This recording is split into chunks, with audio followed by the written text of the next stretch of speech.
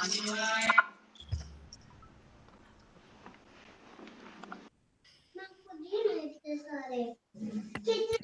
Please आप अपना mute कर लीजिए, म्यूट कर लीजिए जी। हाँ जी रश्मि जी।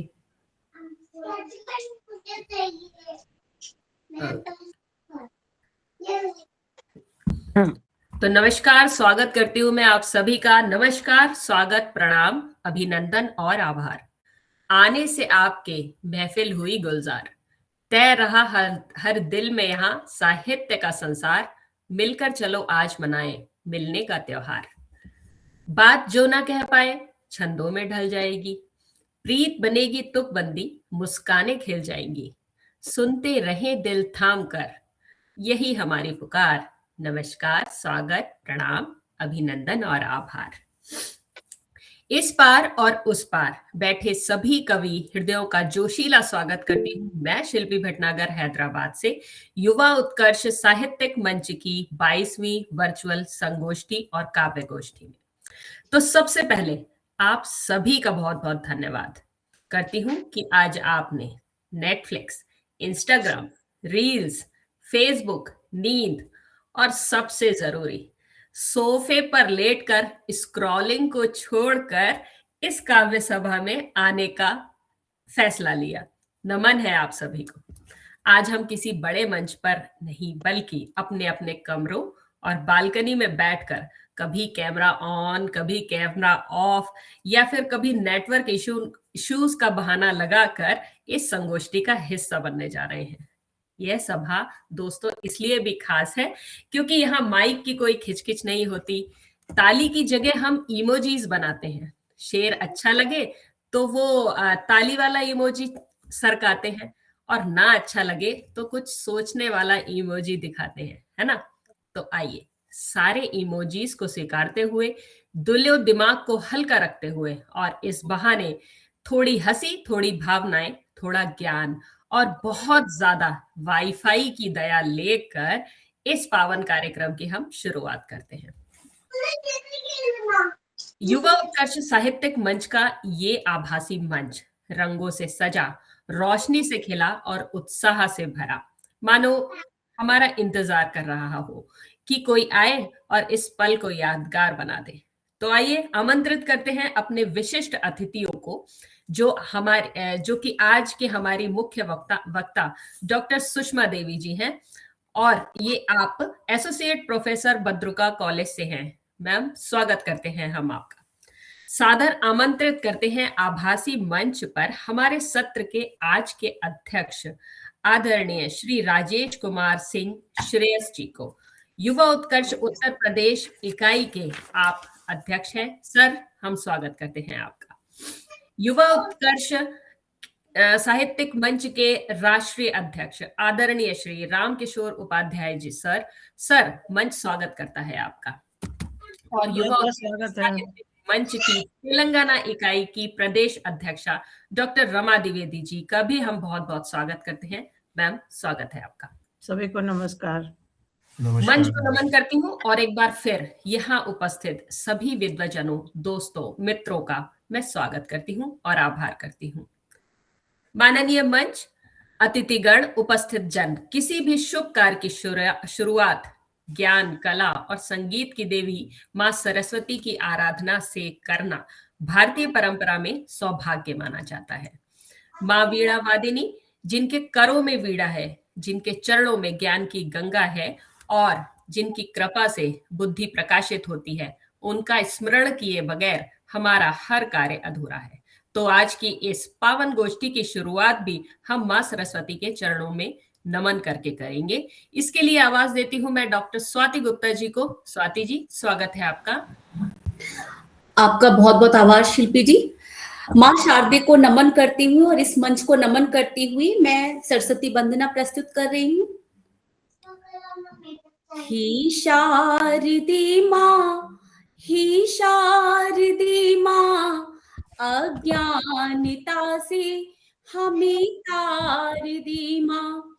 ही शारदे माँ, ही शारदे माँ, अज्ञानता से हमें तार दी माँ।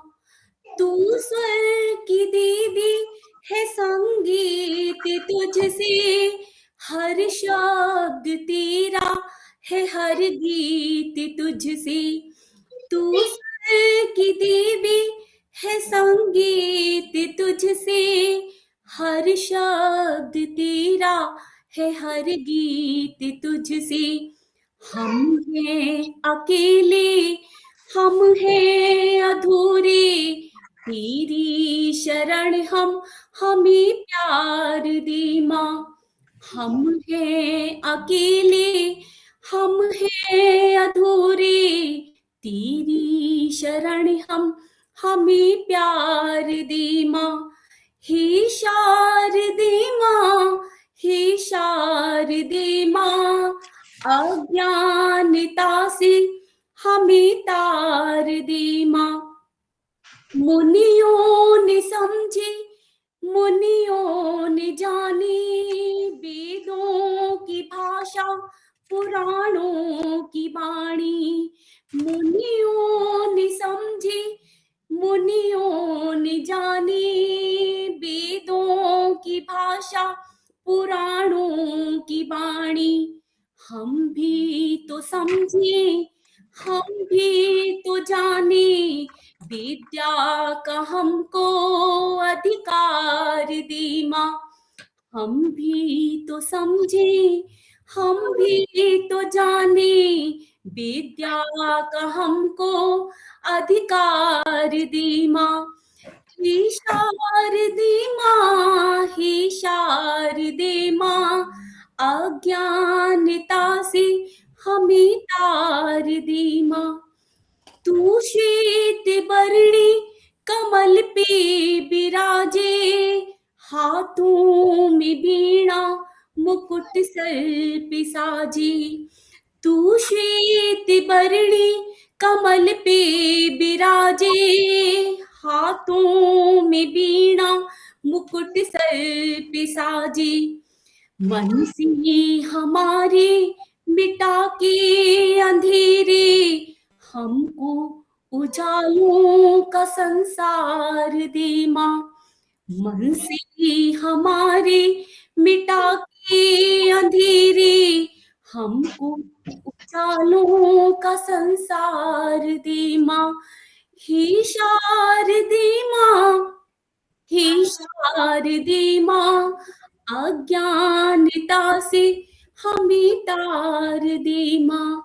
हे शारदे माँ, हे शारदे माँ, अज्ञानता से हमें तार दे माँ। बहुत सुंदर, अरे वाह, बहुत मधुर, बहुत सुंदर। धन्यवाद आपका स्वाति जी। और सरस्वती वंदना की इन पावर स्वर लहरियों ने इस वातावरण को भी पवित्र और शांतिमय बना दिया। हम सभी की ओर से हम डॉक्टर स्वाति गुप्ता जी को धन्यवाद देते हैं और आभार करते हुए आगे बढ़ते हैं अगले पड़ाव की ओर। संक्षिप्त सी रूपरेखा इस कार्यक्रम की आप सभी के सामने रख देती हूँ दोस्तों। हमेशा की तरह हमारे आज के कार्यक्रम भी 2 सत्रों में विभाजित रहेगा। प्रथम सत्र परिचर्चा और संगोष्ठी का है और दूसरा सत्र काव्य गोष्ठी का रहेगा। प्रथम सत्र में संगोष्ठी का विषय आज है पुस्तक परिचर्चा। इस पुस्तक का नाम है लालटेन, जो कि एक कहानी संग्रह है और इस पुस्तक के लेखक हैं आदरणीय रामकिशोर उपाध्याय सर। पुस्तक पर परिचर्चा के लिए मुख्य वक्ता का कार्यभार संभालेंगी डॉक्टर सुषमा देवी जी। लेखक के उद्गार और उनके भाव, उनकी कृति पर हम सुनेंगे श्री रामकिशोर उपाध्याय सर से। और इन सब कार्यक्रमों पर जिनकी पैनी नजर बनी रहेगी वे होंगे हमारे अध्यक्ष श्री राजेश कुमार सिंह श्रेयस जी, जिनके वक्तव्य पर इस सत्र का समापन रहेगा। आमंत्रित करते हैं हमारी प्रदेश अध्यक्षा डॉक्टर रमा द्विवेदी जी को कि वे स्वागत उद्बोधन के द्वारा इस कार्यक्रम को गतिशील करें व अतिथियों का स्वागत करें। मैम, बहुत बहुत स्वागत है आपका, कृपया आए। धन्यवाद शिल्पी जी। मेरी आवाज आ रही है? जी जी आ रही। युवा उत्कर्ष साहित्यिक मंच पंजीकृत न्यास आंध्र प्रदेश एवं तेलंगाना राज्य शाखा की 22वीं वर्चुअल संगोष्ठी में सम्मानीय अतिथि आदरणीय राजेश सिंह श्रेयस, आदरणीय श्री राम किशोर उपाध्याय जी, आदरणीय डॉक्टर सुषमा देवी जी, आदरणीय विनीता शर्मा अभी जुड़ी नहीं है, शायद जुड़ जाएंगी, संस्था के समस्त पदाधिकारीगण तथा उपस्थित सभी साहित्यकारों, साहित्य प्रेमियों को मैं हृदय से वंदन अभिनंदन करती हूँ और आगत नववर्ष की शुभकामनाएं प्रेषित करती हूँ। नववर्ष सबको सुख समृद्धि एवं खुशियां प्रदान करे। ये हमारा सौभाग्य कि आज हमारे साथ दिल्ली से संस्था की संरक्षक आदरणीय वरिष्ठ साहित्यकार चंद्रलता यादव जी जुड़ने वाली हैं। युवा उत्कर्ष साहित्यकार समस्त पदाधिकारियों, समस्त साहित्यकारों का इस इकाई की ओर से हार्दिक वंदन। भविष्य में भी आप सभी अपना स्नेह बनाए रखें, यही आकांक्षा रखते हैं। 22वीं संगोष्ठी में पुस्तक पर चर्चा में आदरणीय राम किशोर उपाध्याय जी के सद्य प्रकाशित कहानी संग्रह लालटेन पर परिचर्चा रखी गई है। इसकी मुख्य वक्ता सुधि समीक्षक, विचारक, वरिष्ठ साहित्यकार डॉक्टर सुषमा देवी जी हैं और इस कार्यक्रम की अध्यक्षता कर रहे हैं वरिष्ठ साहित्यकार युवा उत्कर्ष उत्तर प्रदेश इकाई के अध्यक्ष श्री राजेश सिंह श्रेयस जी। आप प्रखर चिंतक, समीक्षक, उपन्यासकार, कथाकार और कवि भी हैं। मंच पर आपका हार्दिक वंदन अभिनंदन करती हूँ। एक सेकेंड।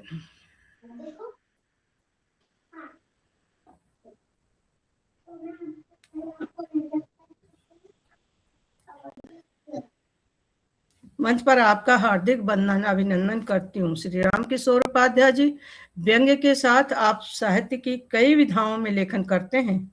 आप मूलतः प्रेम के कवि हैं, किंतु हर विधा में साधिकार लेखनी चलाते हैं। आज उनका प्रथम कहानी संग्रह लालटेन पर हम परिचर्चा कर रहे हैं। पहली बार हम उनकी किसी कृति पर चर्चा रखी है। वैसे वे हमारे पास वक्ता और अध्यक्षता ही रहे हैं, करते रहे हैं, लेकिन आज उनकी परीक्षा है। उनकी कृति पर चर्चा हो रही है।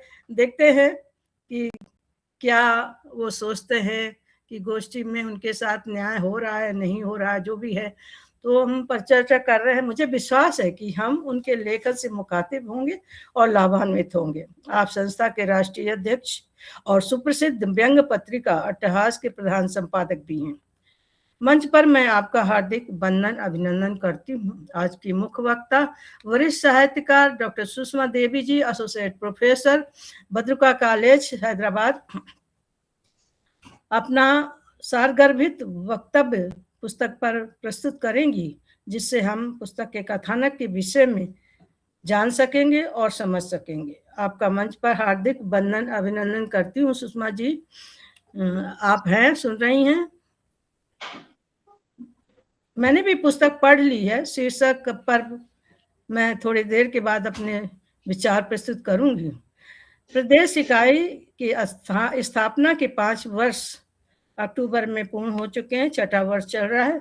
यदि समय अनुकूल रहा और सब कुछ ठीक रहा तो जनवरी या फरवरी में हम वार्षिक साहित्य उत्सव आयोजित करेंगे, जिसमें हम आप सबका सहयोग एवं उपस्थिति अपेक्षित रहेगी। संस्था समय समय प्रगति की ओर अग्रसर है। आप सबका साथ ही हमारा संबल है। संस्था से आप सभी परिचित है ही हैं। समय अत्यधिक मूल्यवान है, अतः सभी से विनम्र निवेदन है कि समय सीमा का ध्यान रखें। कविगण अपनी एक प्रतिनिधि रचना का पाठ करें ताकि हम सबको सुन सकें। सभी का पुनः स्वागत करती हूँ और क्रम को आगे बढ़ाने हेतु थोड़ी देर में मैं शिल्पी को सौंपती हूँ। मैं उनकी किताब पर 2-4 शब्द बोलना चाहती हूँ कि जब ये किस किताब का पिछले महीने 2 नवंबर को वार्षिक समारोह दिल्ली में लोकार्पण हुआ था, उस समय मैं वहाँ मौजूद थी। तो पवन विजय जी संचालन कर रहे थे जब किताब का मतलब किताब जब लोकार्पित हो रही थी तो उन्होंने एक शब्द कहा कि अब उपाध्याय जी लालटेन लेकर के प्रचार करेंगे। और मेरे दिमाग में ऐसा लगा कि ये कोई व्यंग्य कहानी की किताब है क्या।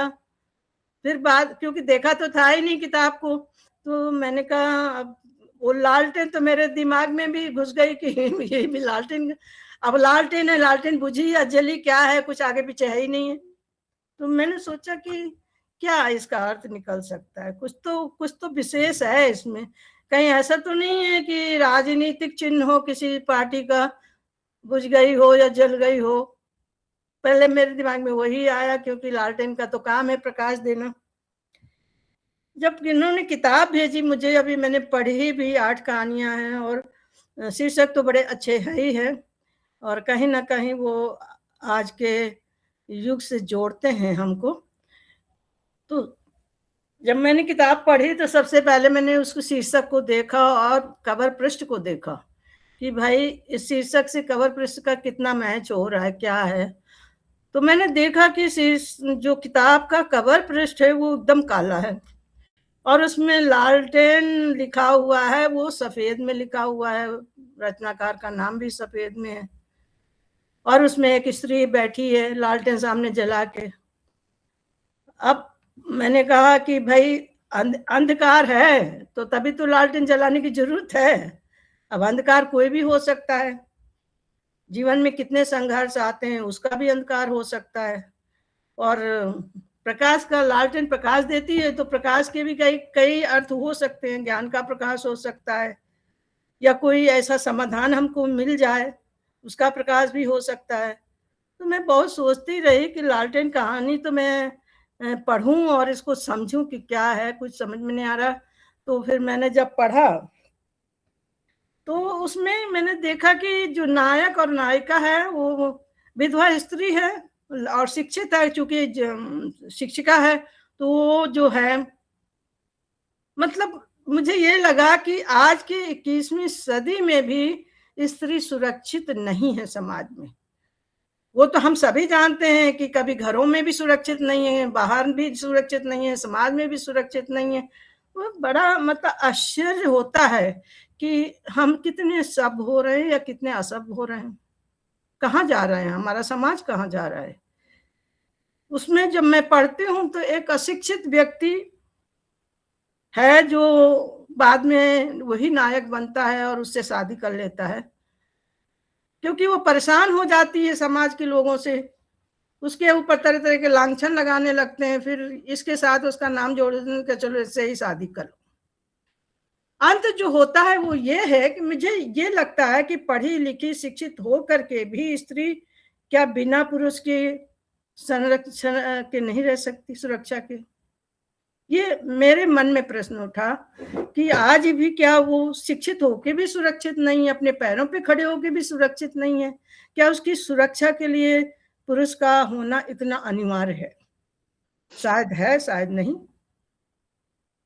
तो वो जब शादी उससे कर लेती है तो वो फिर कहता है पुरुष की लालटेन बुझा दो। वो अपनी सुरक्षा के लिए रात भर लालटेन जलाती है, क्योंकि उसके साथ कुछ ऐसी घटनाएं हो जाती हैं कि अंधेरे में लोग उसके घर में घुस आते हैं या कुछ हो जाता है, तो रात भर लालटेन से। तो लालटेन सिंबल है कि प्रकाश में आदमी सुरक्षित रह सकता है। तो वो जब शादी कर लेती है उससे, तो कहता है कि अब लालटेन बुझा दो। तो ये लगता है कि एक तो बड़ा प्रश्न तो यही है कि समाज में स्त्रियां आज भी सुरक्षित नहीं है। आप एक शिक्षित समाज भी सुरक्षित नहीं है, एक तरफ अशिक्षित समाज भी सुरक्षित नहीं है। आदमी करे तो करे कहाँ जाए, और खासकर स्त्रियों के लिए। तो ये सब चीजें हैं, तो इस पे विचारनी है कि हमें समाज को सुधारना पड़ेगा। ये सुधरेगा तो कभी नहीं हो, शायद ऐसे ही चलते चलते दूसरा युग शुरू हो जाएगा। 50वें वर्ष में इतनी स्वतंत्रता, 70 साल 75 साल स्वतंत्रता के हो गए, अभी मतलब स्त्री स्वतंत्रता पूर्वक रह नहीं सकती। जॉब भी कर रही, सब कर रही है, पैरों पे खड़ी। पहले तो यही बोलते थे कि आर्थिक स्वावलंबन नहीं है, इसीलिए उसको कष्ट सहने पड़ रहे हैं, इसलिए उसके जीवन में संघर्ष आ रहा है। जब कमाने लगी, क्या वो स्त्री भी सुरक्षित है? इसमें और एक कहानी है कि शिक्षित लड़की और प्रेम में फंस करके वो आत्महत्या कर लेती है। तो ये अब ये है कि प्रेम कहानियां उन्होंने लिखा है, तो प्रेम हमें सुरक्षा दे भी सकता है, नहीं भी दे सकता है। और आजकल की जनरेशन पढ़ लिख करके हजारों का पैकेज कमा रही है, फिर भी वो प्रेम में पड़ के, गलत तरीके में पड़ के वो आत्महत्या कर ले रही है। तो बहुत दुखद बात है कि समाज कहाँ जा रहा है भाई। क्यों स्त्रियां मजबूत नहीं हो रही हैं? क्यों अपने जीवन को सिर्फ प्रेम के लिए खत्म कर दे रही हैं? प्रेम तो देखिए कभी सही रास्ते में ले जाता है, कभी गलत रास्ते में ले जाता है। प्रेम तो कई तरह का भी होता है, और प्रेम में पाना ही जरूरी नहीं है कि हम जिससे प्रेम करते हैं वो हमें मिल गया या नहीं मिला। खोना भी प्रेम है।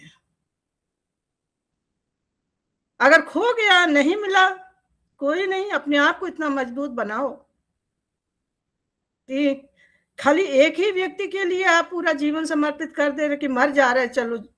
माँ बाप कुछ नहीं होते, परिवार कुछ नहीं होता क्या? जिन्होंने इतना आपको बड़ा किया, पढ़ाया लिखाया, आत्मनिर्भर बनाया, वो उनका तो सोचते नहीं। और भी कई चीजें हैं इसमें, लेकिन एक चीज मुझे अच्छी लगी इसमें कि परिपक्वता है। ये परिपक्व प्रेम है, ये सिर्फ आकर्षण के प्रेम नहीं है। एक कम उम्र में जो होता है वो एक आकर्षण भी हो सकता है, लेकिन अगर परिपक्व प्रेम है तो फिर मरना क्यों, सवाल फिर से उठ जाता है। तो ये सब चीजें हैं कि प्रेम जीवन जीने के लिए बहुत आवश्यक है, और प्रेम जीवन में सर्वोपरि भी है। प्रेम हमें चाहे दुख दे या सुख दे, लेकिन हर व्यक्ति प्रेम चाहता है। और जब झूठे प्रेम में भी लोग इतने आकर्षित होकर अपने जीवन को समाप्त कर लेते हैं, तो जिसको अगर सच्चा प्रेम तो शायद ही किसी को मिलता हो, और मिल जाता है तो वो जीवन की बहुत बड़ी उपलब्धि है। और ऐसा नहीं है कि नहीं होगा, होता है, बस ये अपने ऊपर निर्भर करता है कि आप क्या चयन करते हैं। आपको सोचते हैं, आगे पीछे का सोचते हैं, जो आपके पास है वो आप उसमें खुश नहीं है, जो नहीं है उसके पीछे भाग रहे हैं। तो ये सब चीजें हैं। तो इसमें कई कहानियां, 8 ही कहानियां हैं, पर उन्होंने तो जैसे लिख ही दिया कि सब प्रेम कहानियां हैं, तो वो प्रेम भी अलग अलग टाइप का है, कोई एक तरह का प्रेम नहीं है। आपको, मैंने तो यही सोचा कि लालटेन तो गांव में ही जलाई जाती होगी अभी भी शायद, क्योंकि अब लालटेन का मतलब है कि वहां अशिक्षा अभी भी है, शायद वो शिक्षा का प्रकाश वहां जाना चाहिए। अब वो स्त्री का चित्र भी यही कहता है कि समस्या स्त्रियों के साथ ही ज्यादा है, स्त्री को शिक्षित होना चाहिए।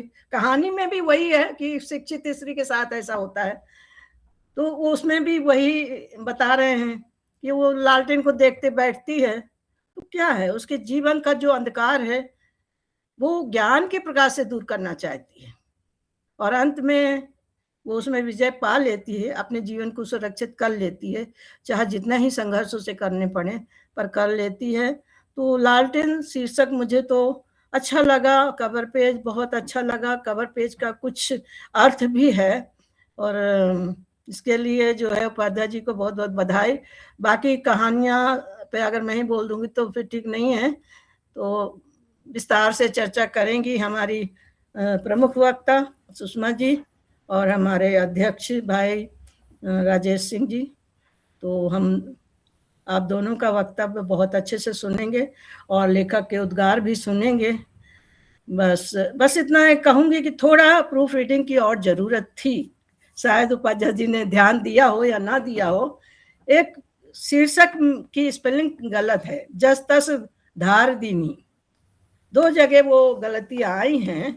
तो और भी गलतियां छोटी मोटी तो रहती हैं, कितना भी करो, लेकिन शीर्षक कभी भी गलत नहीं होना चाहिए। कहानी का शीर्षक है तो थोड़ा ध्यान देंगे। और चूंकि ये नई विधा है उनके लिए, पहली पुस्तक आई है, ऐसे तो उनकी 11 किताबें आई चुकी हैं, सभी विधा में लिखते ही हैं, लेकिन इस विधा में उनकी पहली पुस्तक है। कहानी पर उन्होंने पहली बार अपनी कलम चलाई है। वैसे इस उम्र में तो रचनाकार वैसे भी इतना परिपक्व हो जाता है कि जो 10 किताबें लिख लिया हो उसके लिए 11वीं किताब लिखना कोई बड़ी बात नहीं होती, और लिखेगा जब तो वो बहुत ही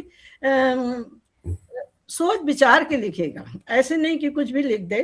तो सभी कहानियां मेरे समझ से तो अच्छा संदेश दे रही हैं, सार्थक संदेश दे रही हैं, और आप उसको मानना नहीं मानना तो आपके ऊपर है, कि जैसे वो आत्महत्या कर लेती है, उन्होंने बताया नहीं करना चाहिए। तो अब आत्महत्या कर लेने से क्या होगा? तो आज की नई पीढ़ी जो है, धैर्य नहीं है उनको। ये सबसे बड़ी बात ये है कि अगर वो असफल हो जाते हैं तो उनको धैर्य नहीं है और वो ऐसे ही कदम उठा लेते हैं कि हम मर जाए। तो मरना तो किसी चीज का सोल्यूशन होता नहीं है। और जहां तक हो, इन सब विकृतियां हैं ये जीवन की, उनसे दूर ही रहना चाहिए। बड़े बड़े कष्ट जीवन में आज नहीं है, सभी युग में आते रहे। कोई इसी युग की बात थोड़ी ना है कि अभी ही कष्ट आ रहे हैं। सृष्टि जब से रची गई तब से कष्ट आ रहे हैं लोगों को। तो क्या मरना तो कोई समाधान नहीं होता है। तो बस इतनी ही बात मैं अपनी करूंगी, और बाकी तो हम अपने वक्ता और अध्यक्ष जी के ऊपर छोड़ते हैं। तो वो बाकी बस यही है कि अब मैं जो है मंच को सौंपती हूँ शिल्पी जी को। शिल्पी जी आगे कार्यक्रम को बढ़ाएं और संभालें अपनी कमान। अब मैं कुछ नहीं बोलूंगी। जी मैम, बहुत बहुत धन्यवाद मैम, बहुत बहुत धन्यवाद। बहुत ही शोचनीय और विचारणीय प्रश्नों को आपने मंच के समक्ष रखा और हमारे अंदर भी कौतूहलता लालटेन के लिए बना दी कि क्या है ये। बहुत बधाई है। संभवतः हमारे आज के मुख्य वक्ता, हमारे अध्यक्ष और स्वयं यहाँ उपस्थित हमारे लेखक इस हमारी कौतूहलता को, हमारे इन प्रश्नों को लेखक से मिलिए भी, लेखक से मिलिए भी, उनके सामने ही उनकी चर्चा हो रही है। जी बिल्कुल, बात होती है जी। तो आइए इसको आज कार्यक्रम को आगे बढ़ाते हैं। दोस्तों, हमने इस कार्यक्रम में दो चीजें बिल्कुल ही फ्री रखी हैं, एक तो मनोरंजन और एक मुस्कुराहट, और इन दोनों पर ही जीएसटी नहीं लगेगा। तो लेने और देने पर कृपया संकोच ना करें, इस मंच को अपनी मुस्कानों से सजा दें। बहुत बहुत धन्यवाद आपका, थैंक यू वेरी मच। और अब आइए चलते हैं मुख्य वक्ता की ओर। दोस्तों, जिस व्यक्तित्व को अब हम यहाँ बुला रहे हैं, ऑफ हो गया, म्यूट हो गया, म्यूट हो गया। अभी हुआ है, मतलब मैंने जो पहले बोला सुनाई दे रहा था ना? हाँ, वो सुनाई दे रहा था, अभी जस्ट हुआ। और उनके परिचय के लिए तृप्ति को बुलाना। तो अब हम जिस व्यक्तित्व को मंच पर आवाज दे रहे हैं, उनकी बातों में दोस्तों इतनी मिठास है कि ये अगर 5 मिनट भी बोल ले तो सर सच बोल रहे हैं कि हम चाय बिना शक्कर के भी पी सकते हैं। और हमारी मुख्य वक्ता डॉक्टर सुषमा देवी जी, लेकिन उनको बुलाने से पहले उनका परिचय देना जरूरी समझती हूँ, ताकि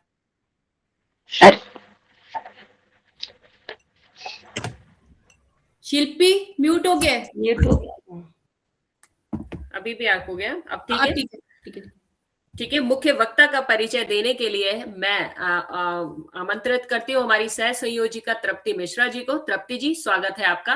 कृपया मुख्य वक्ता का परिचय मंच पर रखें।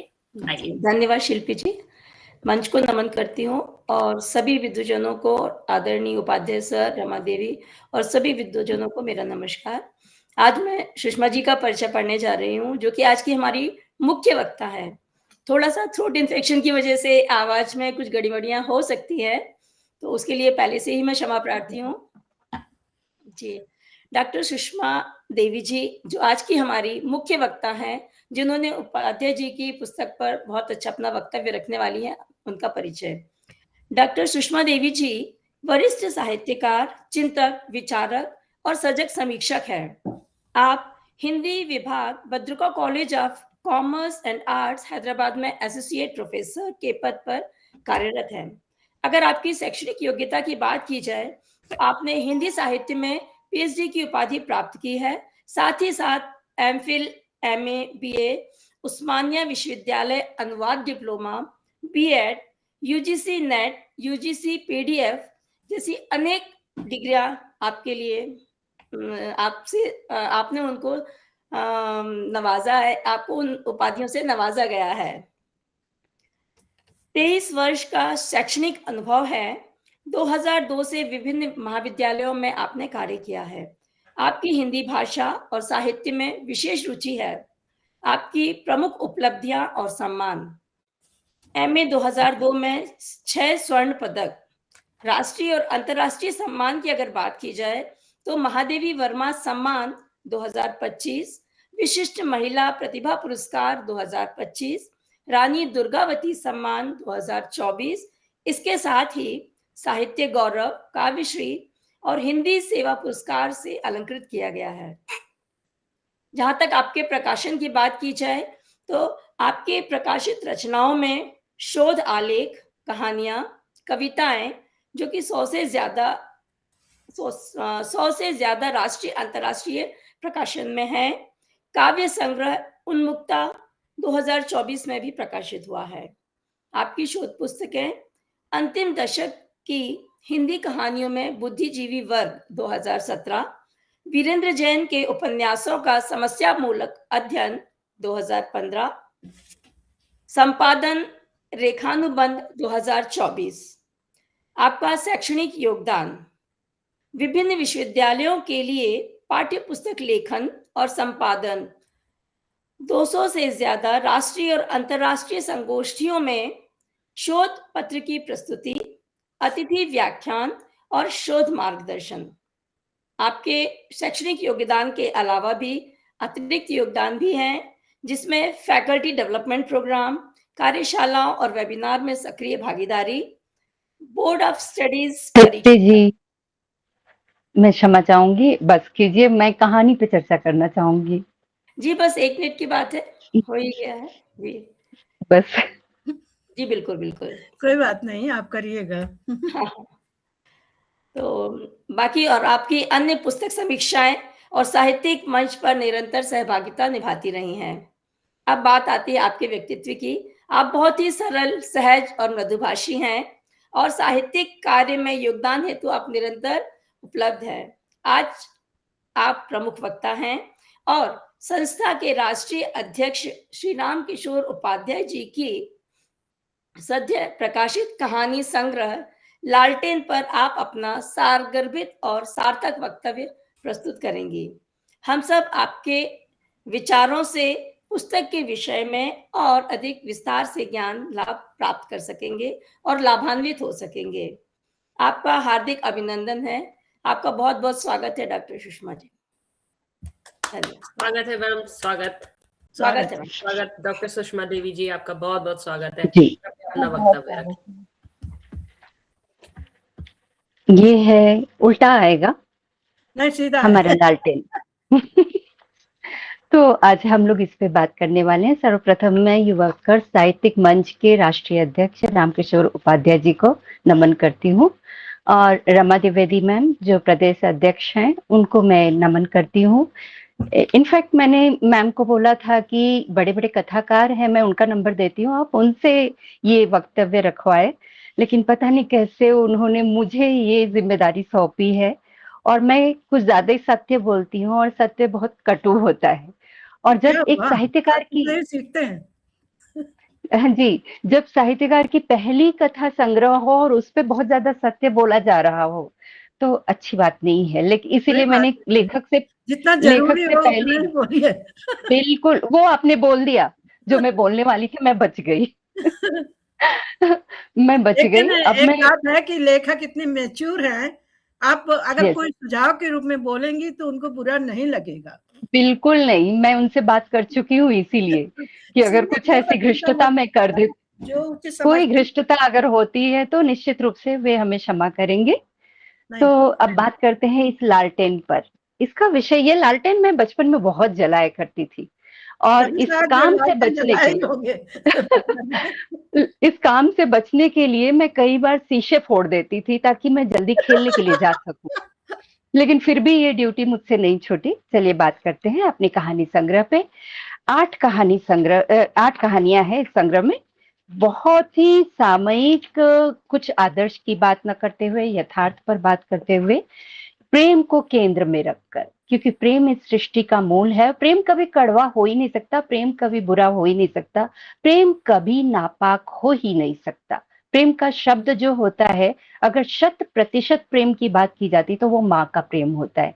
इसके बाद स्त्री पुरुष जो भी, जितने भी हम प्रेम के नाम लेते हैं, वह तो जैसा कि रमा मैम ने पहले ही कह दिया है कि सच्चा प्रेम शायद ही किसी को मिलता हो। तो तो सच में ये प्रेम जो होता है कि इंसान को कहाँ से कहाँ पहुंचा देता है, ये तो दुनिया इस बात की कायल रही है। हम भले ही रोमियो जूलियट या फिर हीर रांझा, लैला मजनू की बात करते रहे हो, लेकिन प्रेम ये बताती है कि अपने प्रेमी के चेहरे पर एक मुस्कान लाने के लिए वो क्या कुछ नहीं करने के लिए बिल्कुल अपने आप को समर्पित करने के लिए तैयार होती है या होता है। हिंदी कथा साहित्य की परंपरा में गांव, गरीबी, विस्थापन और मनुष्य की जिजीविका को केंद्र में रखने वाले लेखकों की एक सशक्त परंपरा रही है। और प्रेमचंद से लेकर फणीश्वरनाथ रेणु, संजीव, रामदरस मिश्र एक ऐसी धारा रही है कहानी के जो जीवन की जटिलताओं को यथार्थ और संवेदना के संतुलन में रखते हुए कहानियां लिखते हैं। इसी परंपरा में आगे बढ़ाते हुए हम देखते हैं कि हमारे लेखक रामकिशोर उपाध्याय जी लालटेन कहानी संग्रह, वो घोषित रूप से कहते हैं कि ये प्रेम कहानी संग्रह है। समकालीन ग्रामीण जीवन, इन्होंने शहर ही अधिक देखा है, ग्राम को भी बड़े नजदीक से देखा है और विभिन्न अपने कार्यकाल के दौरान विभिन्न क्षेत्रों में गए हैं, तो जीवन का एक विस्तृत अनुभव इनके पास है जिसको उन्होंने कहानियों के पृष्ठभूमि में पिरोया भी है। कई बार लगता है कि लेखक इतने ज्यादा मेच्योर हैं कि उन्होंने आज के लिव इन रिलेशन हो या फिर विवाहेतर संबंध हो, उसको भी कहीं उन्होंने गलत या सही नहीं कहा है। उन्होंने बड़े ही तटस्थ भाव से उन सब जो कुछ चल रहा है बिल्कुल विदेह बनकर उन कहानियों को पिरोया है। ये संग्रह एक तरह से देखा जाए तो यहाँ केवल एक प्रकाश स्रोत नहीं है, बल्कि लालटेन एक प्रतीक है उस आंच, उस उजाले, उस संघर्षशीलता का जो अंधेरे समय में मनुष्य को एक उम्मीद देता है। लकी चार्म इसकी जो कहानी है उसमें पात्र के माध्यम से लेखक स्त्री पुरुष की प्रेम दृष्टि को व्यक्त करते हुए कहते हैं, यहाँ एक स्टैंजा है जहाँ पे कहते हैं लेखक, स्त्री प्रेम के विषय में बड़ी स्वार्थी होती है। स्त्री जीवन में स्थायित्व चाहती है, जीवन का निर्णय वह कभी जल्दबाजी में नहीं करती है। औरत जहां एक बार ठहर गई फिर हर हाल में सारी उम्र वहीं गुजार देना चाहती है। प्रेम समर्पण बार बार नहीं होता, पुरुष तो पथिक होता है, जहां छाया मिली वहीं रुक गया, जिस कूप में प्यास बुझी उसी का जल पी लिया और आगे बढ़ गया। तो इससे आप इस पैराग्राफ से आप समझ सकते हो कि लेखक की दृष्टि कितनी गहरी है। लालटेन शब्द इस संग्रह की एक तरह से अगर हम कहें कि आत्मा है तो इसमें कोई दो राय नहीं होगी। यह प्रकाश और अंधेरे के बीच मनुष्य के संघर्ष का रूपक भी है। सृष्टि के सृजन का उत्स जब प्रेम है तो लेखक घोषित भी करते हैं प्रेम को। इसमें एक कहानी है आखिरी एसएमएस, जिसमें कथानायिका प्रेम त्रिकोण को, उस कथानायिका के प्रेम त्रिकोण को बताते हुए लेखक वर्तमान समाज के कश्मकश को चित्रित करते हैं और साथ ही कहानीकार ने भावना पर कर्तव्य को जीत के रूप में दिखाया है। ऐसा नहीं कि भावनाओं में वो बह गए हैं। तो यहाँ प्रायोगिक धरातल भी हम इस कहानी में देखते हैं। इसका एक पंक्ति है जहां आप देख सकते हैं कि प्रेम से बड़ा मनुष्य का कर्तव्य होता है, जैसा कि मेरे पति के प्रति मेरा अग्नि के समक्ष सप्तपदी में बंधे कर्तव्य। आज भले ही वे स्त्री भोग के लिए अक्षम है, किंतु मैं अनुभव करती हूँ कि वे मुझे आज भी आत्मा से प्रेम करते हैं। तो लेखक एक तरह से भौतिक शारीरिक प्रेम से ऊपर आत्मिक प्रेम को भी, उन परंपराओं को भी तवज्जो देते हैं। ये इस कहानी में बहुत अच्छी बात कही गई है। इसके साथ ही लेखक कहानी के माध्यम से एक संकेत भी देते हैं कि प्रेम की उजास अगर भीतर की नैतिकता, सहृदयता में फैलती है तो निश्चित रूप से वो प्रेम बहुत ही स्वर्गिक होता है। कथानायिका का आरंभिक प्रणय निवेदन इस कहानी लकी चार्म में शाम के तर्क में गर्क हो जाता है, जहां वो कथानायक है। विवाह राजीव सिंह सिसोदिया से होता है और बड़े जतन और इलाज के बाद कुछ वर्ष उसकी दैहिक ताप शमन कर होता है कथानायिका का। इसके बाद विवेक के प्रति उसका प्रेम डोर, ये विवाहेतर प्रेम संबंध की ओर लेखक ने बात की है, उसकी प्रेम डोर उधर खींचती है, लेकिन वैचारिक धरातल पर जुड़ते हुए दैहिक सीमा तक वो जब प्रेम पहुंचने लगता है तो एकदम से उसके मानस संस्कार जो होते हैं उसे वैवाहिक सीमा की ओर पुनः खींच ले जाते हैं। ये कहानी का अंश जो है वो यहाँ उद्घोषित करता है, जहां अगले जन्म के अलावा कोई अन्य उपाय विवेक से मिलने के लिए उसे नहीं सूझता। संग्रह में शामिल कई कहानियां यथार्थवादी आधार पर भी टिकी हुई हैं, जीवन के संघर्ष से जूझते हुए सामान्य लोगों को चित्रित करती है।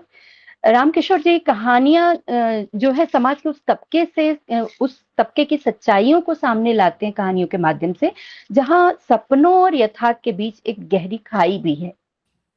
कहानियों में रिश्तों की उष्मा भी है, टूटन भी है, रिश्ते कैसे टूटने लगते हैं, अंदर ही अंदर दरकने लगते हैं, और बदलती सामाजिक संरचना के बीच पारिवारिक प्रेम और नैतिकता का रूपांतरण। जीवन मूल्यों को उन्होंने, उसके साथ किसी भी तरह का कोई समझौता लेखक ने नहीं किया है। किसी भी कहानी में मूल्य उनके सामने सब सर्वोपरि रहे हैं, और संवेदनशील ढंग से उन मूल्यों को उन्होंने सामने रखने की कोशिश भी की है। वे दिखाते हैं कि आधुनिकता के बढ़ते दबाव में भी मनुष्य अपने भीतर की करुणा और नैतिकता से पूरी तरह वंचित नहीं होता। लालटेन की कहानियों में स्त्री पात्र केवल सहानुभूति का केंद्र नहीं है, वे संघर्षशील चेतना का प्रतीक है। वे अपने अस्तित्व की तलाश में समाज से प्रश्न करती है। लेखक ने नारी जीवन के भीतर की जो जद्दोजहद होती है उसको करुणा और यथार्थ के संतुलन के साथ चित्रित करने की कोशिश की है। न तो वे दीनहीन है और न ही अति विद्रोही, बल्कि एक सजग मानवीय इकाई है। इसी कहानी संग्रह में एक यहाँ प्रेम कमल खिला करते थे, ये कहानी है जिसमें लेखक प्रेम का एक अनूठा प्रयोग करते हैं। कहानी में विवाहित राधा का प्रेम संदेश विवाहित नायक को उसकी सखी रीना के माध्यम से भेजे जाने के जो क्रम होते हैं वो गुदगुदाने के लिए पर्याप्त है। बहुत ही मतलब काल्पनिक इन्होंने बुद्धि का प्रयोग किया इस कहानी में।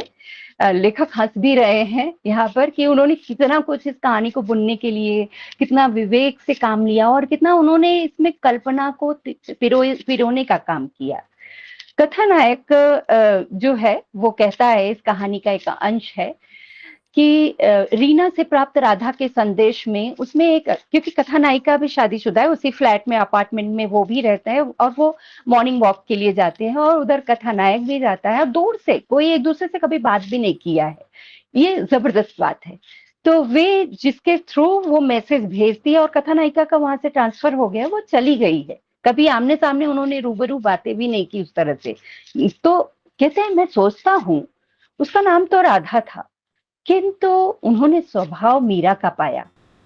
हम सब मीरा के निष्काम प्रेम से जुड़ने के बजाय राधा जैसे प्रेम के आकांक्षी होते हैं। पता नहीं ये सिलसिला कब तक चलेगा, ये तो ईश्वर ही जाने। ये इस कहानी का एक अंश है जहाँ कथानायक बोलता है। उपाध्याय जी की भाषा सधी हुई है, सहज भी है, प्रभावशाली भी है। बाकी रमा मैम ने बोल दिया है, वे ध्यान रखेंगे। वे स्थानीय बोली, मुहावरों और लोक संस्कृति के शब्दों का बहुत अच्छा प्रयोग करते हैं। तो ये वही प्रयोग कर सकता है जो उससे बहुत ज्यादा फेमिलियर हो, बहुत ज्यादा अपने जीवन में उसका प्रयोग करता हो। इससे पता चलता है कि लेखक कितना जमीन से जुड़ा हुआ इंसान है। इनके कथ्य में प्रामाणिकता और धरातलीय स्वाद मिलता है। अगर हम कहते हैं कि जमीन से जुड़ा हुआ, यही है जमीन से जुड़ा हुआ धरातलीय स्वाद। समाज शैली बहुत ही जीवंत है। पात्रों की बोली में उसकी सामाजिक स्थिति, मतलब अलग से बोलना नहीं पड़ता, डिस्क्राइब नहीं करना पड़ता कि ये गांव का है, शहर का, वो उसके डायलॉग्स में, संवाद में स्वतः ही आ जाता है। तो मनोवैज्ञानिक जो दृष्टि होती है, ये भी कहानीकार की सबसे बड़ी उपलब्धि है कि उन्होंने मनोवैज्ञानिक धरातल पर उसका विश्लेषण करने के बाद ही कथानकों के संवाद को उसमें पिरोया है। और उनके कई बार वर्णनात्मक अनुच्छेद भी आए हैं जो संवेदनात्मक चित्रण और बिंबात्मकता का बहुत अच्छा संतुलन स्थापित करते हैं। शिल्प की दृष्टि से देखें तो लेखक पारंपरिक कथा संरचना का पालन करते हैं, परंतु उसमें सूक्ष्म मनोवैज्ञानिक विश्लेषण भी जोड़ते चलते हैं। ऐसा नहीं कि सिर्फ परंपराओं का उन्होंने वहां पे एक पिरोया हो, वाक्य रचना की हो।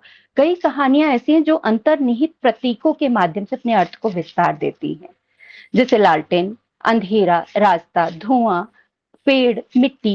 ये प्रतीक अपनी अर्थवत्ता को कई बार कहानियों में दोहराते हैं। इसी कहानी में, कहानी संग्रह में एक और है शुतुरमुर्ग।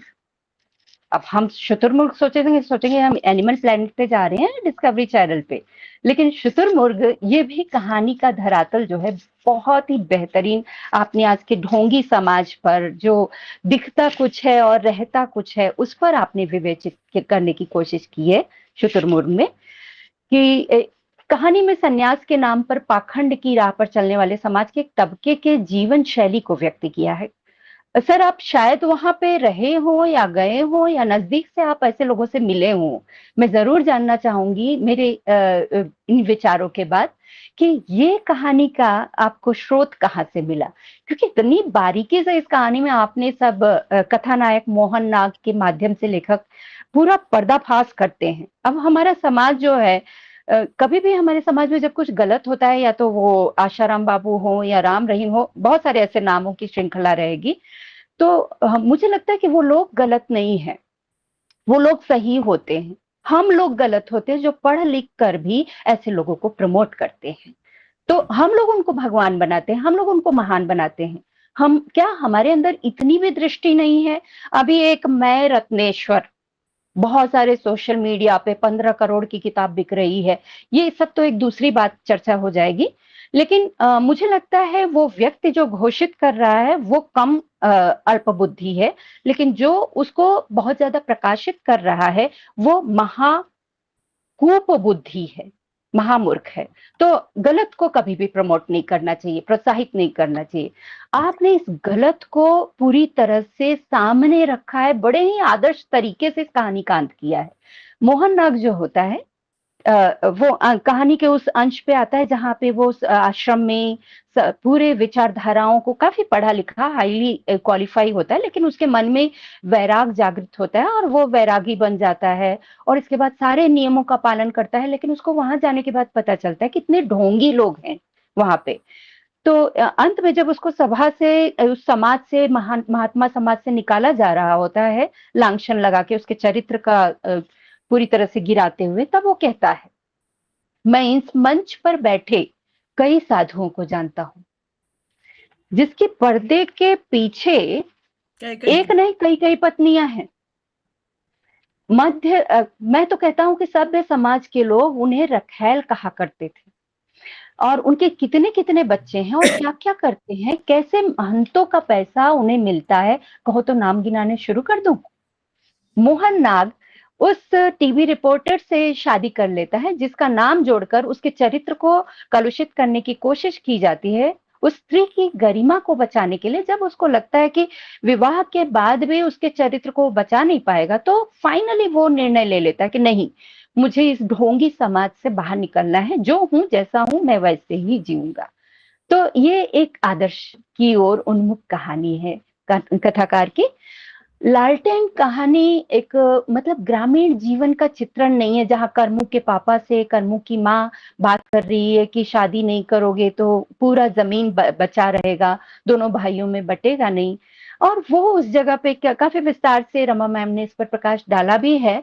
तो लेकिन हमारी जो विभत्स संस्कृति का ये दस्तावेज भी है, प्रेम संग्रह नहीं है, सिर्फ प्रेम कहानी नहीं, बल्कि ये हमारे ग्रामीण समाज के विभत्स सोच को भी हमारे सामने लाती है। चूंकि लेखक का अनुभव क्षेत्र इतना विस्तृत है कि खेत खलिहान, चौपाल, सरकारी दफ्तर, शहर का जीवन, और पूरी तरह से बड़ी सहजता से इस कहानी में वो पिरोते हैं। और यही वजह है कि इसमें कहानी संग्रह में केवल सामाजिक, भावनात्मक और सांस्कृतिक सारे जो होते हैं स्तर, सब इतने संतुलित रूप से सामने आते हैं कि लगता है कि समाज के निचले पायदान पर जो स्थित है, अपनी मर्यादा के रक्षा में जो कटिबद्ध है कुंती, वो भी अपने चरित्र को बचाने के लिए कितनी ज्यादा जुस्तजू करती है, कितनी जद्दोजहद करती है। और वो प्रौढ़ शिक्षा की बात भी इसमें आती है। कथाकार की ये एक आधुनिक दृष्टि है कि वो वहां भी हथियार नहीं डालते, प्रौढ़ शिक्षा करते। 30 की उम्र में वो 8वीं 10वीं 12वीं पास करके फिर वो किस तरह से अपने जीवन संघर्ष में आगे बढ़ता है। तो शिक्षा को उन्होंने स्वतंत्रता का, प्रकाश का माध्यम इस कहानी में बताने की कोशिश की है। और फिर अंततः कर्म सिंह और कुंती का विवाह हो जाता है और एक तरह से जीवन की संपूर्णता का द्योतक बन जाता है।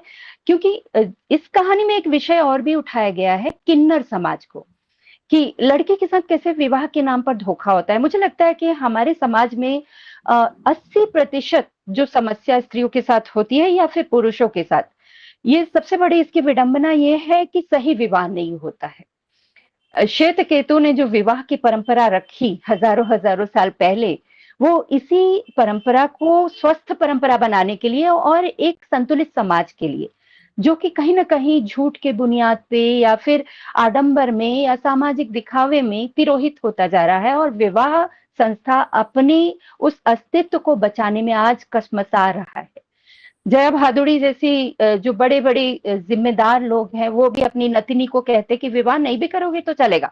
मतलब हम कौन सा समाज गढ़ने जा रहे हैं, कौन सा समाज हम बनाने जा रहे हैं। हो सकता है उनका मंतव्य कुछ और हो, लेकिन फिर भी विवाह जो है एक सभ्य समाज की पहली नींव होती है, और इसे हम कोई भी नकार नहीं सकते। और यही वजह है कि पाश्चात्य संस्कृति के लोग विवाह संस्था की ओर अधिक ईमानदारी से बढ़ रहे हैं। हमें लगता है कि पाश्चात्य संस्कृति के लोग लिव इन और ये सारा अय्याशी करते हैं, बट नहीं, वो जो भी करते हैं पूरी ईमानदारी से करते हैं, रिश्ते को पूरी ईमानदारी से निभाते हैं। और जब कुंती का विवाह उस किन्नर से होता है, तो आप सोचिए एक लड़की को जिसकी शादी किन्नर से हुई है, और वहां पे पहली रात्रि को उसका पति नहीं, उसका देवर आता है, और इसके बाद उसके सारे घर के लोग उसको सुबह, उसको तो पता ही नहीं होता है घूंघट में विवाह होता है कि कौन है। जब उसको पता चलता है कि देवर के साथ उसका संसर्ग हुआ है, वो विद्रोह करती है, नहीं उसको मंजूर नहीं होता है और वो वापस चली जाती है। तो ये भी लेखक ने इस विषय को बड़े ही सक्षम रूप से इस कहानी में पिरोने की कोशिश की है। निश्चित रूप से लेखकीय संवेदना है जो स्त्री के जीवन में घट रहे इन सारे कुत्सित प्रवृत्तियों को हमारे समाज में जो चल रहा है सामने लाने की कोशिश करती है। यही वजह कि वो डरी रहती है और लालटेन जला के रखती है, अपनी रक्षा के लिए हर समय चौकन्नी रखती है। इसीलिए ये प्रतिनिधि कहानी है। उनका उद्देश्य सिर्फ यथार्थ दिखाना नहीं था, बल्कि यथार्थ के पीछे की जो मानवीय पीड़ा और जिजीविषा होती है, उसको भी नकारात्मकता से भरे यथार्थ के बीच आशा और मानवीयता का दीपक जलाए रखने का प्रतीक बनता है ये कहानी। और इसके साथ लालटेन एक समकालीन जीवन की निराशा में भी मनुष्य की गरिमा की रक्षा करने वाली एक पुस्तक के रूप में हमारे सामने आती है। लोग विधवा को देखकर, इस कहानी का एक अंश है, कहानीकार कहते हैं, लोग विधवा को देखकर लार टपकाते रहते हैं। हर कोई विधवा को अपने बिस्तर पर ले जाना चाहता है, चाहे घर में उसके सुंदर पत्नी भले ही हो, लोग उसे गिद्ध की तरह नोच कर खा लेना चाहते हैं। अगर कोई किसी स्त्री के प्रति ऐसी दृष्टि रखता है, तो मैं उस पुरुष से पहले उस माँ को सबसे पहले देखती हूँ कि उसने अपने बच्चे को वो संस्कार क्यों नहीं दिए कि वो स्त्री का सम्मान कर सके। आखिर हम माँ ही तो होते हैं, हम स्त्रियां ही तो होती हैं। आज जब लड़के के लिए, विवाह के लिए लड़कियां ढूंढते हैं, हम तो स्नातक स्तर पर हैं, कई बार कुछ बच्चों का चलता है लव अफेयर, वो आते हैं क्योंकि इस उम्र में यही सबसे बड़ी उलझन वाली बात होती है। फिर वो यूट्यूब पर जाएंगे, फ्रेंड सर्कल में जाएंगे, माँ बाप इस विषय पे बात नहीं करेंगे, तो उनके विचारों को प्रौढ़ता कौन देगा? अल्टीमेटली उन विचारों को कहीं ना कहीं तो हमें ही दिशा देनी होगी। 7 साल पुरानी हमारी जोड़ी जो आज एक 20 लाख का पैकेज है दूसरे लड़के का, वो आज भी संघर्ष कर रहे हैं कि उनके माता पिता मान जाए। लड़के के मान गए लेकिन लड़की के नहीं माने, क्योंकि वो किसी खास पर्टिकुलर प्रांत का है, इसलिए लड़का रिलायबल नहीं है, ये पूर्वाग्रह है। जबकि लड़का लड़की इतने सालों से, मैं इसे फ्लक्चुएशन नहीं मानूंगी, आकर्षण नहीं मानूंगी, प्रेम अभी भी है। जबकि लड़की बड़ी सुंदर नहीं है, काफी हेल्दी है, इसके बावजूद भी उसकी आर्मी वाली पर्सनालिटी। ये तो जीवंत ये कहानी हमारे आंखों के सामने, जब हम स्नातक स्तर पे होते हैं तो आए दिन की ये कहानियां होती हैं। कहीं आकर्षण होता है तो कहीं सच में हो रहा होता है। तो पूरे प्रेम इसी तरह के नहीं होते टाइम पास। एक तरह से हम देखें तो कहानीकार ने आज की उपभोक्तावादी तकनीकी संस्कृति, नैतिक संकट के जो दौर होते हैं, उसको भी कहानियों के माध्यम से बताने की कोशिश की है, जहां ये साहस जुटा पाना भी कहानीकार के लिए सराहनीय कहूंगी कि ये साहस उन्होंने अपनी कहानियों में जुटाई है। एक कहानी है प्लेटफॉर्म नंबर 16। ये कहानी में लेखक आनंद और काव्या के माध्यम से इस कहानी को पिरोते हैं, जहां सामाजिक समस्या को सामने रखा गया है, लिव इन रिलेशन और ऑनर किलिंग की समस्या को उन्होंने सामने रखा है। आज भी हम 21st सेंचुरी में मार्स पर जाने की तैयारी कर रहे हैं, लेकिन अभी भी ऑनर किलिंग होती है। हम कितने भी कानून बना ले, नियम बना ले, लेकिन ये सब होता है क्योंकि हमारी परंपराएं, हमारी सोच, हमारे मूल्य वो कभी बदल नहीं सकते, चाहे हम कितने भी ज्यादा मॉडर्न हो जाए। इसमें कथानायक आनंद अपनी बहन की अधूरी प्रेम कहानी जब सुनाता है, ये ट्रेन में पूरी कहानी शुरू होती है और वहां से वो लोग फिर दूसरी जगह आते हैं। वो अपने काम से, वो लेखिका होती है, वो विषय जुटा रही होती है, तो कथानायक उस जगह पे पूरी अपनी बहन की घटना सुनाते हैं और उनको मन ही मन एक आकर्षण होता है। जब वो अंत में उसी की कहानी को लेकर जब कहानी लिख देती है, एक उपन्यास लिख देती है और काफी वो सुपर डुपर हिट हो जाती है, तो उसको बहुत बुरा लगता है कि उसकी पर्सनल कहानी को कथानायिका ने क्यों लिया। और फिर वो कहती है कि आपने ये जो लेखक होता है वो हर घटना को एक समग्रता में देखता है। जब आपने अपनी बहन के बारे में बताया तो वो किसी के साथ भाग गई थी और लौट कर नहीं आई, तभी मुझे लगा कि आपकी कहानी में कहीं लोचा है। मैंने घटना को मानवीय और मनोवैज्ञानिक दृष्टि से समझने का प्रयास किया। ये है उपाध्याय जी की दृष्टि कि कहानीकार क्या सोचता है, ये भी उस कहानी में पिरोया गया है। एक कहानी है, वो एक रात। वैवाहिक संस्था में जब प्रेम की कमी होती है और वो प्रेम, हम जैसे सोशल मीडिया प्लेटफॉर्म, आज का समय ऐसा हो गया है, सोशल मीडिया प्लेटफॉर्म पे मैसेंजर में जाके आई लव यू बोलने वाले, बड़े बड़े हार्ट के पत्थर फेंकने वाले, बहुत सारे ऐसे लोग होते हैं, वहां मैसेंजर में डाल के फेंकते रहे। जब उनको पता चल जाए कि एक स्त्री सोशल मीडिया पे, उनको लगता है कि वो उपलब्ध है। बहुत सारे लोग ऐसी वाहियात हरकतें करते हैं, फालतू हरकतें करते हैं, इतनी बार बार बोलने के बावजूद। तो उन्होंने इस कहानी में वैवाहिक संस्था में प्रेम को मूल माना है। अगर उसका अभाव होता है तभी वहां पे विवाहेतर संबंध बनता है। हम जितनी बार दूसरों को, अनजाने लोगों को आई लव यू बोल देते हैं, क्या हम अपनी पत्नी या पति को बोल पाते हैं? कई बार शब्दों से कुछ होता नहीं है, वो हमारे परवाह, हमारी केयरिंग, उसका बहुत आकर्षण होता है। वो बुरी भी हो, मोटी भी हो, एक बार उसको बोलो तुम बहुत अच्छी लग रही हो आज, कितना अच्छा लगेगा, क्योंकि खाना देने वाली वही है, तो थोड़ी सी तो पूजा कर लो, झूठ ही सही। लेकिन वो भी लोगों से नहीं होता। सही है, वो एक रात। इसमें कहानीकार राहुल कहानी का एक हिस्सा है जहाँ पे नायिका बोलती है, और इस कहानी में प्रेम की कमी की पूर्ति उसके बाहर करते हुए प्रेम के औदात्य का भी ध्यान रखते हैं लेखक। और यहाँ नायक राहुल और रचना के बीच का एक संवाद है जहाँ प्रेम के औदात्य पक्ष को आप लोग देख सकते हो।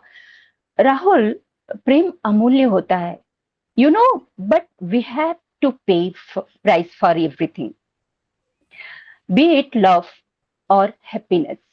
फिर प्रेम पाने की खुशी अमूर्त होती है, इसके लिए हर कीमत वाजिब है और इसके समक्ष हर त्याग तुच्छ लगता है। ये कहानी का अंश है। तो ये कहानीकार की दृष्टि है कि प्रेम को कितने औदात्य के स्थिति पे, उस स्तर पर उन्होंने स्थापित करने की कोशिश की है। इसी कहानी का एक हिस्सा है जस की तस धर दीनी चदरिया। इस कहानी में उन्होंने कारपोरेट संस्कृति को बताया है, क्योंकि आज एमएनसीज जॉब की ओर नई पीढ़ी बहुत ज्यादा आकर्षित हो रही है।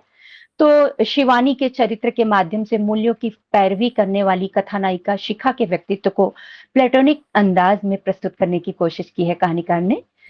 शिखा का जो विकास के प्रति शुद्ध प्रेम था, लेकिन विकास शिखा की उन्नति को देखकर, मतलब प्रेम भी यहाँ पे दिखावे के द्वारा प्रेम को एक जरिया बनाया गया इस कहानी में। इनफैक्ट कारपोरेट कल्चर में प्रेम यहाँ पे शुद्ध नहीं है, सिर्फ अपने आप को आगे बढ़ाने की सोच का एक कुत्सित रूप है इस कहानी में। तो शिखा का विकास के प्रति जो शुद्ध प्रेम था, वो उसकी उन्नति, विकास जो है, शिखा की उन्नति देखकर काफी जिलस करता है और फिर किसी तरह से उसकी नौकरानी को एक जहर, पैसे वैसे देकर जहर देने के लिए कहता है, धीमा जहर, ताकि वो मर जाए और उसका रास्ता साफ हो जाए और वो आगे बढ़े।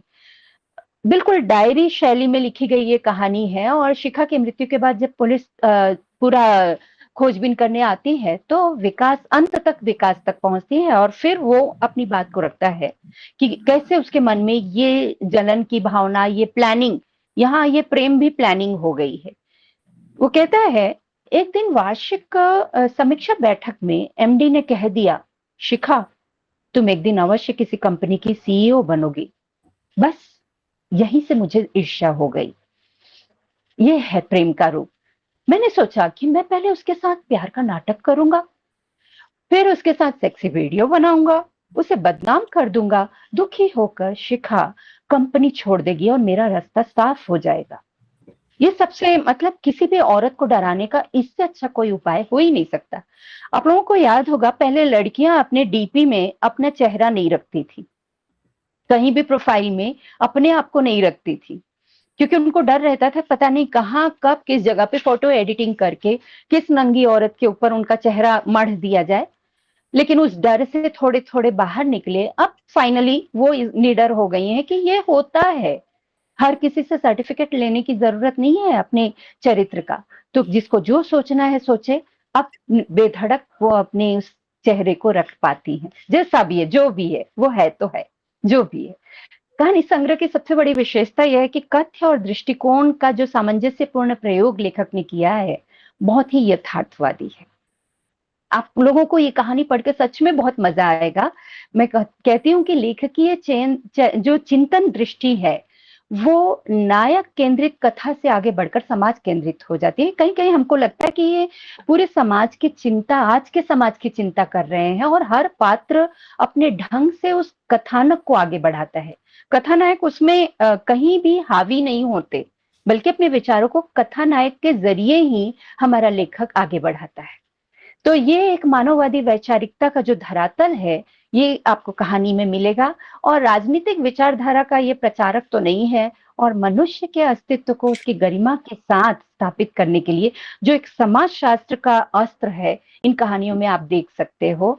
अगर हम अपवाद स्वरूप ये कहें कि सृजन की तरह लालटेन कहानी अन्य सामाजिक यथार्थ की प्रस्तुति इसमें हुई है, बहुत सारी सामाजिक यथार्थ की, तो निश्चित रूप से हम कह सकते हैं कि ये आज के समाज का, सिर्फ समाज का नहीं, आज के समाज का जीवंत दस्तावेज है, जो हर स्तर पर हम इसको 10 में अगर रेटिंग देना चाहेंगे तो 8 तो दे ही सकते हैं। अब 2 मैंने कहाँ गटक लिए, ये अब पाठक पढ़कर आप बताइएगा कि 10 में 10 आप देंगे।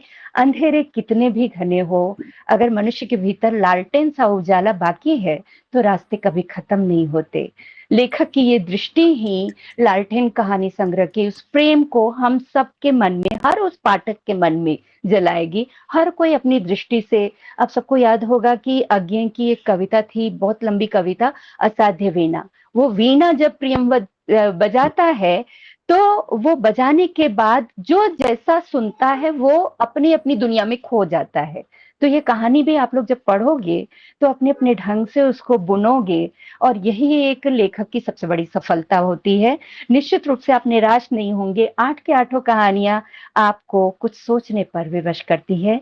मैं अपनी बात यहीं पे छोड़ती हूँ ताकि पाठक के अंदर जिज्ञासा बनी रहे, वो खुद पढ़े और फिर वो। धन्यवाद मुझे ये अवसर देने के लिए, आप सबका आभार। सार गर्भित और गहन अध्ययन किया है आपने। बहुत बहुत अच्छा, धन्यवाद समय में इतना डॉक्टर तो सुषमा बहुत देवी बहुत जी, सुंदर। बहुत ही अच्छा। और वाकई में जिज्ञासाएं बढ़ती जा रही हैं हर वक्तव्य के साथ। और दोस्तों, अब वह क्षण आ गया है जिस कारण ये कार्यक्रम हो रहा है, पुस्तक विमोचन।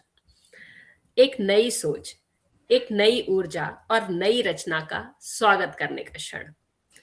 आज के हमारे लेखक वह व्यक्तित्व हैं जिनकी कलम सिर्फ शब्द लिखती ही नहीं बल्कि रूहों को भी छू लेती है।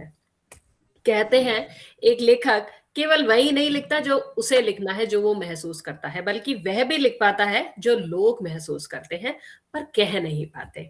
और आज उसी हुनर का जश्न मनाने हम सब यहाँ पर हैं।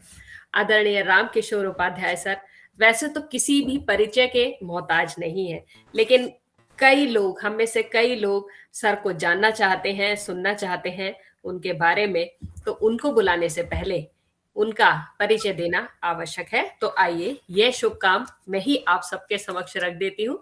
सर का नमस्कार। आपके सामने रख देती हूँ। एक सविता सौरभ जी बाहर से जुड़ी हैं, उनको भी मेरा नमस्कार है। शायद बनारस बिहारी जी को नमस्कार। सभी को सर नमस्कार, सभी को नमस्ते। जो हमारे साथ जुड़ते जा रहे हैं, आप सभी का बहुत स्वागत और सम्मान के साथ यहाँ पर मैं आभार करती हूँ। और अब रखती हूँ राम किशोर उपाध्याय सर का परिचय आप सभी के समक्ष। श्री राम किशोर उपाध्याय जी बहुआयामी प्रतिभा संपन्न व्यक्तित्व हैं। 1 जुलाई 1958 को मेरठ उत्तर प्रदेश में जन्मे। एमए के साथ एनजीओ मैनेजमेंट में पोस्ट ग्रेजुएट डिप्लोमा धारक आप हैं। आप भारतीय रेलवे लेखा सेवा के सेवानिवृत्त अधिकारी हैं, साथ ही सक्रिय बहुमुखी साहित्यकार हैं। आप कविता, कहानी, लघु कथा, उपन्यास, संस्मरण, हास्य व्यंग और यात्रा वृत्तांत आदि लेखन में निरंतर सक्रिय हैं।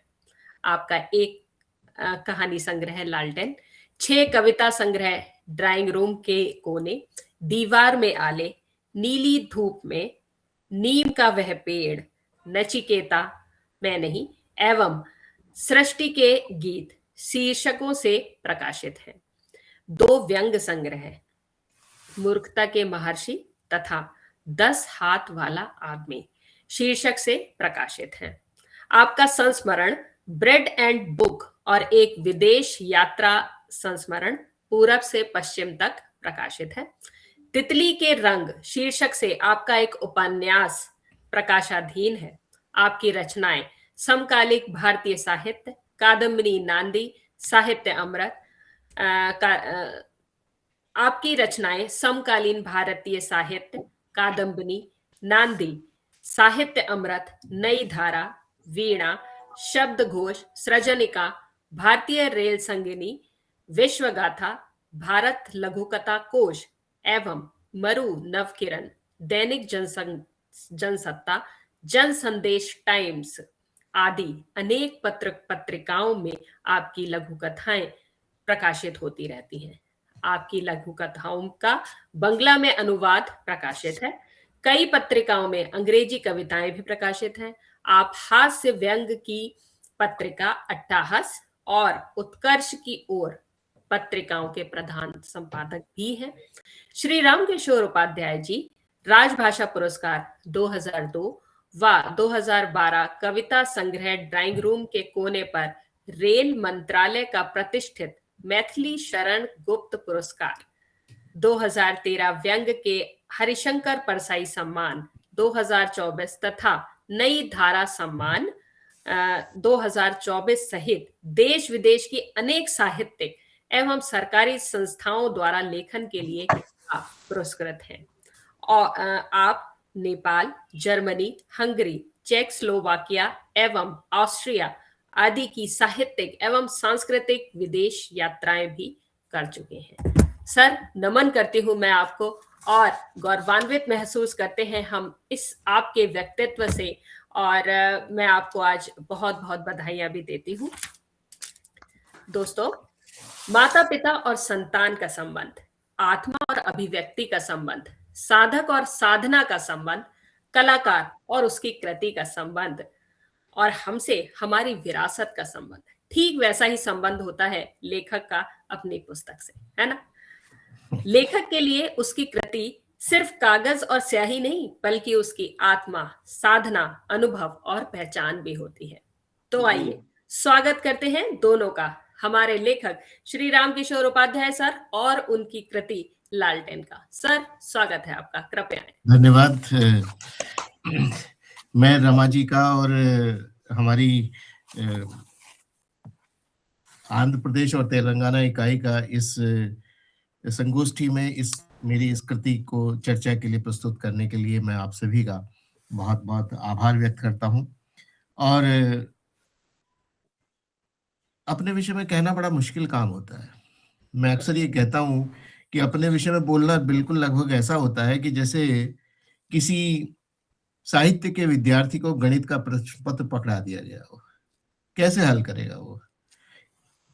तो साहित्य के, मैं तो विज्ञान का विद्यार्थी रहा और फिर मैंने अपने शिक्षा के अंतिम पड़ाव पे अंग्रेजी साहित्य में एमए कर लिया और उसके बाद मेरा व्यवसाय हो गया लेखांकन का। मैं भारत सरकार का मुनीम बन गया, खाता बही लिखने लगा। लेकिन साहित्य के साथ मेरा जुड़ाव जो है वो बहुत मतलब ये कही कि छंद मुक्त कविताएं, छोटी मोटी कविताएं जैसे बचपन में हम लिखते थे 9th-10th में, वैसे ही हमने लिखना शुरू किया।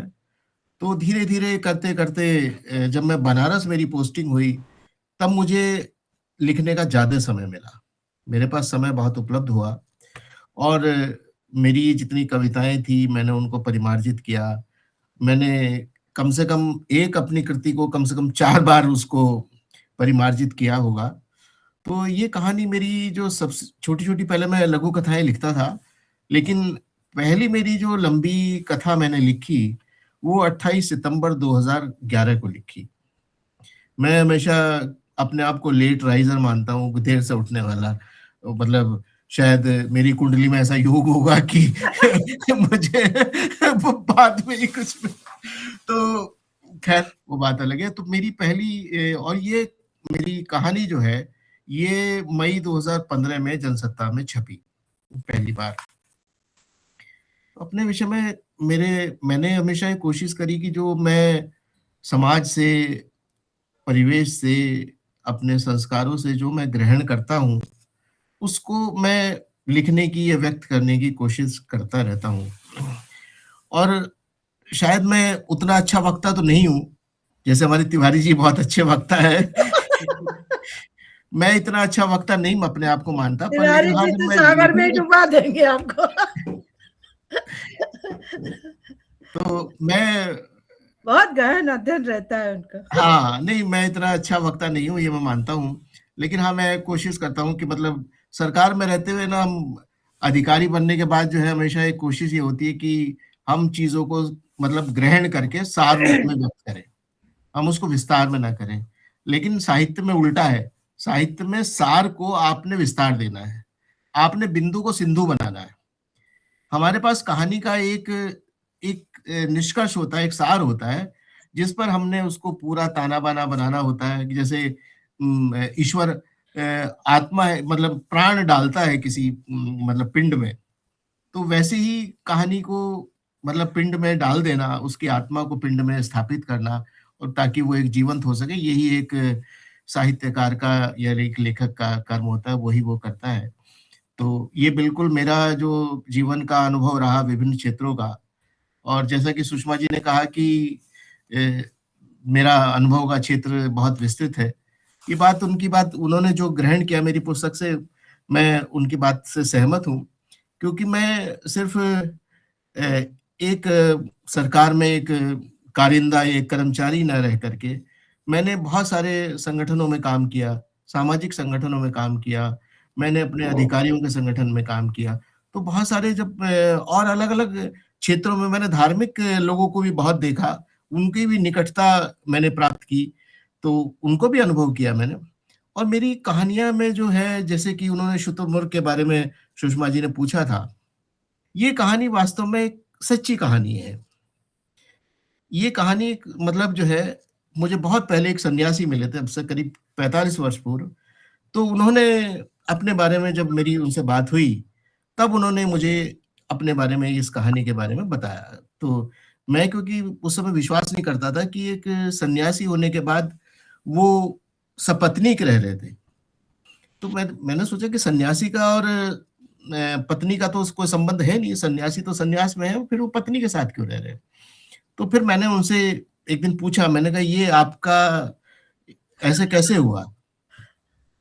तब उन्होंने मतलब मुझे बहुत, बाकी तो सारी कल्पना है इसमें, बाकी सार रूप में यही कहानी है कि उनको जिस जगह वो रहते थे, जहाँ वो रहते थे, वहाँ उनको इस तरह के लांछन लगे और उनको उस एक स्त्री के साथ विवाह करने के लिए विवश होना पड़ा। और उसके बाद जो उनका अंतिम जो उनको वहाँ से साधु समाज से उनको बहिष्कृत किया, उतनी बात के अलावा बाकी सब कहानियों का पूरा जो है वो ताना-बाना है, कल्पना है, कृत्रिमता है।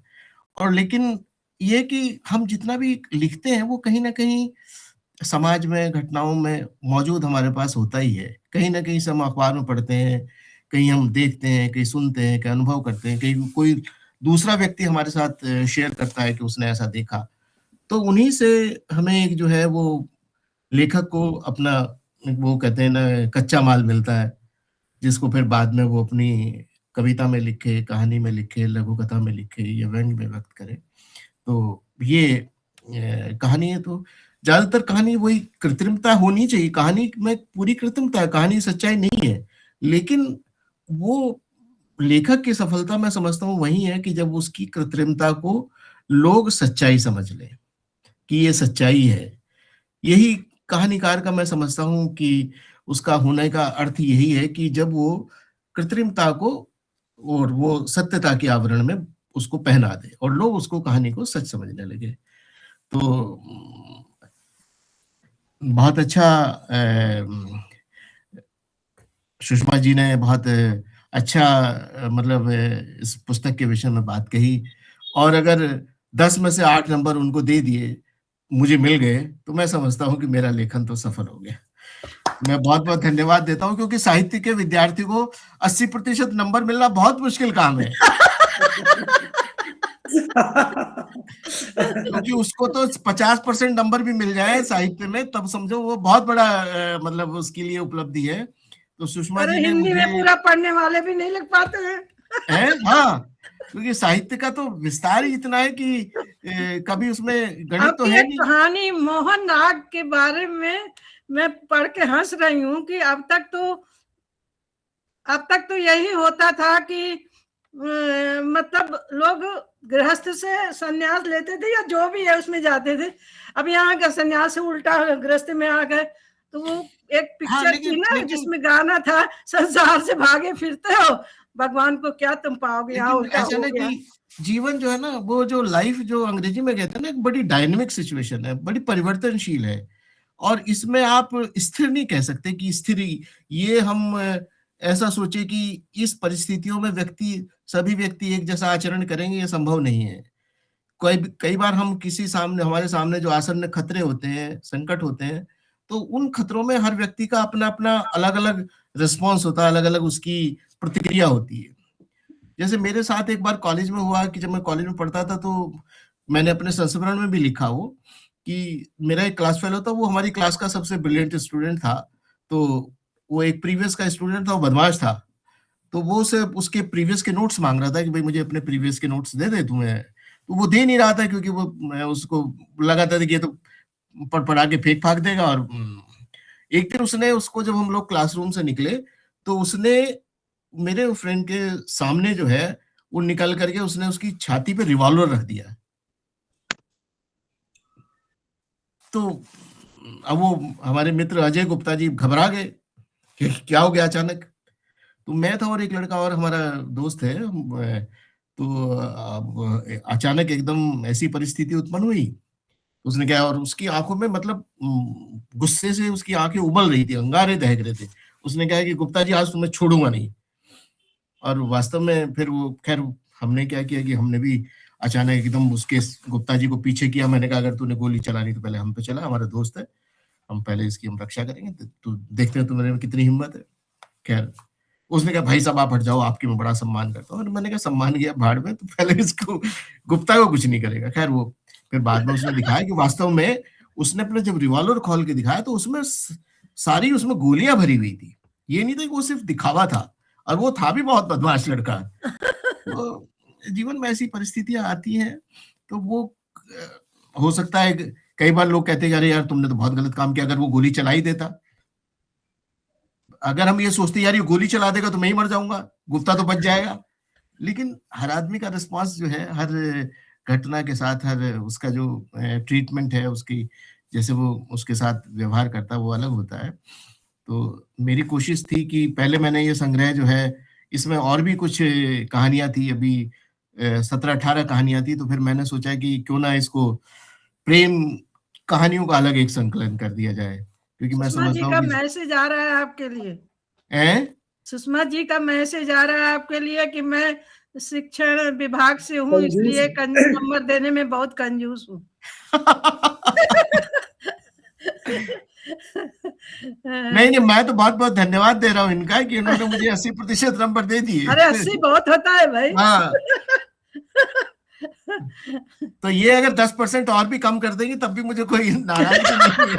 कम से कम डिस्टिंक्शन से पास हो गए। अगर ये समीक्षा करके 10% नंबर काट भी देंगे तब भी मुझे कोई खुशी होगी, तब भी मुझे कोई उनसे इस बात का कोई गिला नहीं है। बहुत अच्छा उन्होंने उनको एक अध्यापक के रूप में, एक शिक्षक के रूप में, और जो हमेशा साहित्य को समझते हैं, तराशते हैं, पढ़ाते हैं, उसके श्रीमुख से ऐसी टिप्पणी सुनकर के निश्चित रूप से एक आनंद की अनुभूति होती है। और मैं अपने आप को गर्वान्वित अनुभव करता हूँ कि भाई उन्होंने कहानी के जो भी, वो तो कहते हैं कि जैसी पढ़ा है, हाँ पढ़ा है, और वही बात है कि आप कहानी को किस दृष्टि से लिखते हैं, पढ़ने वाला किस दृष्टि से उसको समझता है। कि जाकी रही भावना जैसी प्रभु मूरत देखी तिन तैसी, तो वो कि भाई उन्होंने जो ऐसा समझा, बहुत अच्छा उन्होंने उसको व्यक्त किया। उनको मैं बहुत-बहुत उनका आभार व्यक्त करता हूँ। आभार व्यक्त इसलिए नहीं करता कि उन्होंने इस कहानी की अच्छी समीक्षा की, बल्कि उन्होंने एक अध्येता के रूप में, एक प्रोफेसर के रूप में समालोचना की है, समालोचना जो की है, वो ऐसे नहीं कि सिर्फ बढ़ाई कर दिया और हाँ नहीं, मेरी उनसे बात हुई थी, मैंने कहा सुषमा जी अगर आप मेरी आलोचना भी करेंगी तभी मुझे उस बात की कोई शिकायत नहीं होगी, क्योंकि मैं चाहता हूँ कि आलोचना भी हो, क्योंकि अगर आपकी कमी को कोई बताएगा नहीं तो आप कैसे ठीक करेंगे, कैसे समझोगे फिर। हाँ, और फिर मैंने कहा अब हम लोग तो स्वांत सुखाय लिखने वाले लोग हैं, अपनी आलोचना को सुनने में क्या बुराई है। अगर हमें कहीं लगता है तो ठीक है, हमें कोई उसका कोई वो नहीं है, हम ठीक है वो सुधार करेंगे। जब कहीं टाइपोग्राफिकल एरर रहेगी, कहीं अशुद्धि रहेगी, छूट जाती है, कई बार 4 बार भी देखेंगे तब भी वो एक ही बार नजर आती है, वो तो है, तो वो रह जाती है। वो हमेशा उसके लिए लेखक ही जिम्मेदार है, क्योंकि जो कृति में वो है उसको थोड़ा बहुत तो होता है, लेकिन वो होता है, हो जाती है। तो वो तो कई बार जब जो 2 5 जोड़ते हैं तो 2 5 ही जोड़ता चला जाता है, जब तक दूसरा नहीं बताएगा भाई 2 4 ही होते हैं। तो ये तो मैं सुषमा जी का बहुत बहुत धन्यवाद देता हूँ। और आप उनको कहानी अच्छी लगी, और जिनको कहानी सभी अच्छी है और बहुत गहन अध्ययन मांगती हैं, कई कोणों से उनको देखना चाहिए। हाँ। एक तरह से देखने से कुछ और समझ में आता है। तिवारी जी ने कहानियों की अलग ढंग से समीक्षा की। तिवारी जी कुछ कहना चाहेंगे? के साथ देखा। तिवारी जी के भी टिप्पणी सुन लीजिए। शिल्पी जी कहाँ है? जी मैं हूँ, मैं यहाँ पर ही हूँ। हाँ, तो मैं तिवारी जी का भी बहुत पहले धन्यवाद करता हूँ कि उन्होंने बहुत अच्छी और थोड़ा ही समय देंगे, ज्यादा नहीं दे पाएंगे, क्योंकि तिवारी जी का प्लेन यहाँ से उड़ेगा तो अमेरिका में रुकेगा।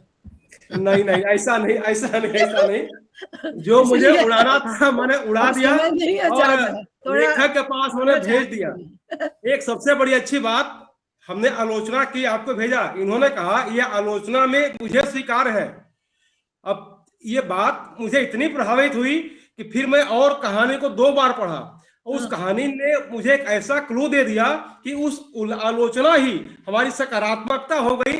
उपाध्याय जी इस चीज को जानते होंगे और उसका बड़े अच्छा निष्कर्ष इसलिए निकाला कि हमको गुस्सा आए। हमने कहा लेखक ने आखिर क्यों प्रस्तुत किया, तो फिर हमने सोचा कि लेखक ने इसलिए प्रस्तुत किया कि पाठक को गुस्सा आए और वह कार्य न करे जिसके लिए गुस्सा आ रहा है, जिसके लिए गुस्सा आ रहा है वो कार्य न करे और बच जाए और उसका उपाय ढूंढे। तो ऐसे हमारे लेखक हैं और भावनाओं को जागृत करते हैं। मैंने तो बहुत पढ़ा, बहुत प्रभावित हुआ और हमने विस्तृत रूप में लिखा और मन से लिखा। सबसे बड़ी बात, एक कहानी को केवल एक बार पढ़ा, दूसरी कहानी में प्रवेश नहीं किया, दूसरी को पढ़ा तो तीसरी में प्रवेश नहीं किया। और इस तरह से जितनी मेरी क्षमता थी मैंने 8 कहानियों पर कलम चलाया। नहीं बिल्कुल मैं आपको बहुत आभारी हूँ। बिल्कुल इसमें मैं तो हमेशा देखिए जब आप पब्लिक लाइफ में सार्वजनिक जीवन है तो इसमें अगर आलोचना या समालोचना आपकी नहीं होगी तो आप अपने आप को कैसे सीमाएं भी तो हैं, परिमार्जित करेंगे, देखना है। हाँ, और मैं तो रोज नए लोगों को भी पढ़ता हूँ और नए लोगों से भी सीखता हूँ और कोशिश करता हूँ कि उनके तत्वों को भी ग्रहण करके हमने क्या पहली किताब नई आई है, पहले इसी में चर्चा करा दो। और उपाध्याय जी की किताब का कभी हुआ भी नहीं था हमारे मन से, हमने कहा इन्हीं को पकड़ो पहले। और आपको 22 में बहुत अच्छा रहा और शिल्पी आगे बढ़ेंगे। जी बिल्कुल, बहुत बहुत धन्यवाद सर। बहुत बहुत ही मजा आया, बहुत ही अच्छा आपका। और मैं यही दुआ करती हूँ कि इसी तरह इस काव्य संग्रह को एक बहुत ऊंची उड़ान मिले, एक नया प्रकाश मिले हमारे समाज को इस आपके लालटेन नामक इस काव्य संग्रह से। बहुत बहुत धन्यवाद और बहुत बहुत शुभकामनाएं आपको हमारे प्रेषित साथ करती राशि हूँ भी जुड़ सर। गई हैं बोकारो से, उनका भी स्वागत है। बहुत बहुत गुप्ता भी स्वागत है जुड़ी राशि हैं। सिन्हा जी और मोहिनी जी, मोहिनी गुप्ता भी आप जुड़ी सभी हैं, का उनका भी स्वागत है। सभी को का मेरा बहुत प्रणाम है, स्वागत है। सभी को नमन, बहुत बहुत धन्यवाद दीदी, नमस्कार। धन्यवाद शिल्पी जी, सभी को मेरा प्रणाम। जी जी बहुत बहुत बहुत धन्यवाद। अच्छा सुषमा जी ने किताब का विश्लेषण करके बोला है, बहुत बहुत सधा हुआ उनका वक्तव्य था। चलिए जी, दोस्तों, जी, बिल्कुल। अब हम आ चुके हैं अपने कार्यक्रम के अंतिम, अपने कार्यक्रम के इस सत्र के अंतिम पड़ाव पर। कहते हैं अच्छे पलों की उड़ान हमेशा छोटी लगती है। वैसे ही आज का ये सुंदर आयोजन भी अपनों की उपस्थिति ने यादगार बना दिया। एक बार फिर से मैं अपना क्षमा करें मंच। अब आते हैं हम अपने अगले पड़ाव पर। अध्यक्ष के कार्यभार और कार्यक्रम का संबंध बहुत ही निकट और महत्वपूर्ण होता है। सरल भाषा में समझें तो दोनों एक ही गाड़ी के दो पहिए हैं। एक भी सही ना चले तो कार्यक्रम प्रभावित होता है। कार्यक्रम की दिशा तय करना, सुचारू संचालन पर निगरानी रखना, टीम और संयोजकों को दिशा देना और अंतिम निर्णय का अधिकार, ये सब अध्यक्ष जी के कार्यभार के कुछ बिंदु, कुछ केंद्र हैं। नमन करते हैं हम हमारे कार्यक्रम के अध्यक्ष जी श्री राजेश कुमार सिंह श्रेयस जी का, जो बहुत ही शांति से, शालीनता से इस पूरे कार्यक्रम पर अपनी पैनी नजर बनाए हुए हैं। धन्यवाद सर। अब बारी है उनके अमूल शब्दों को सुनने की और समझने की, पर उससे पहले मैं आदरणीय का परिचय आप सभी के समक्ष रख देती हूँ। कृपया जी एक सेकंड दीजिए, मैं सर का परिचय आप सभी के समक्ष रखती हूँ।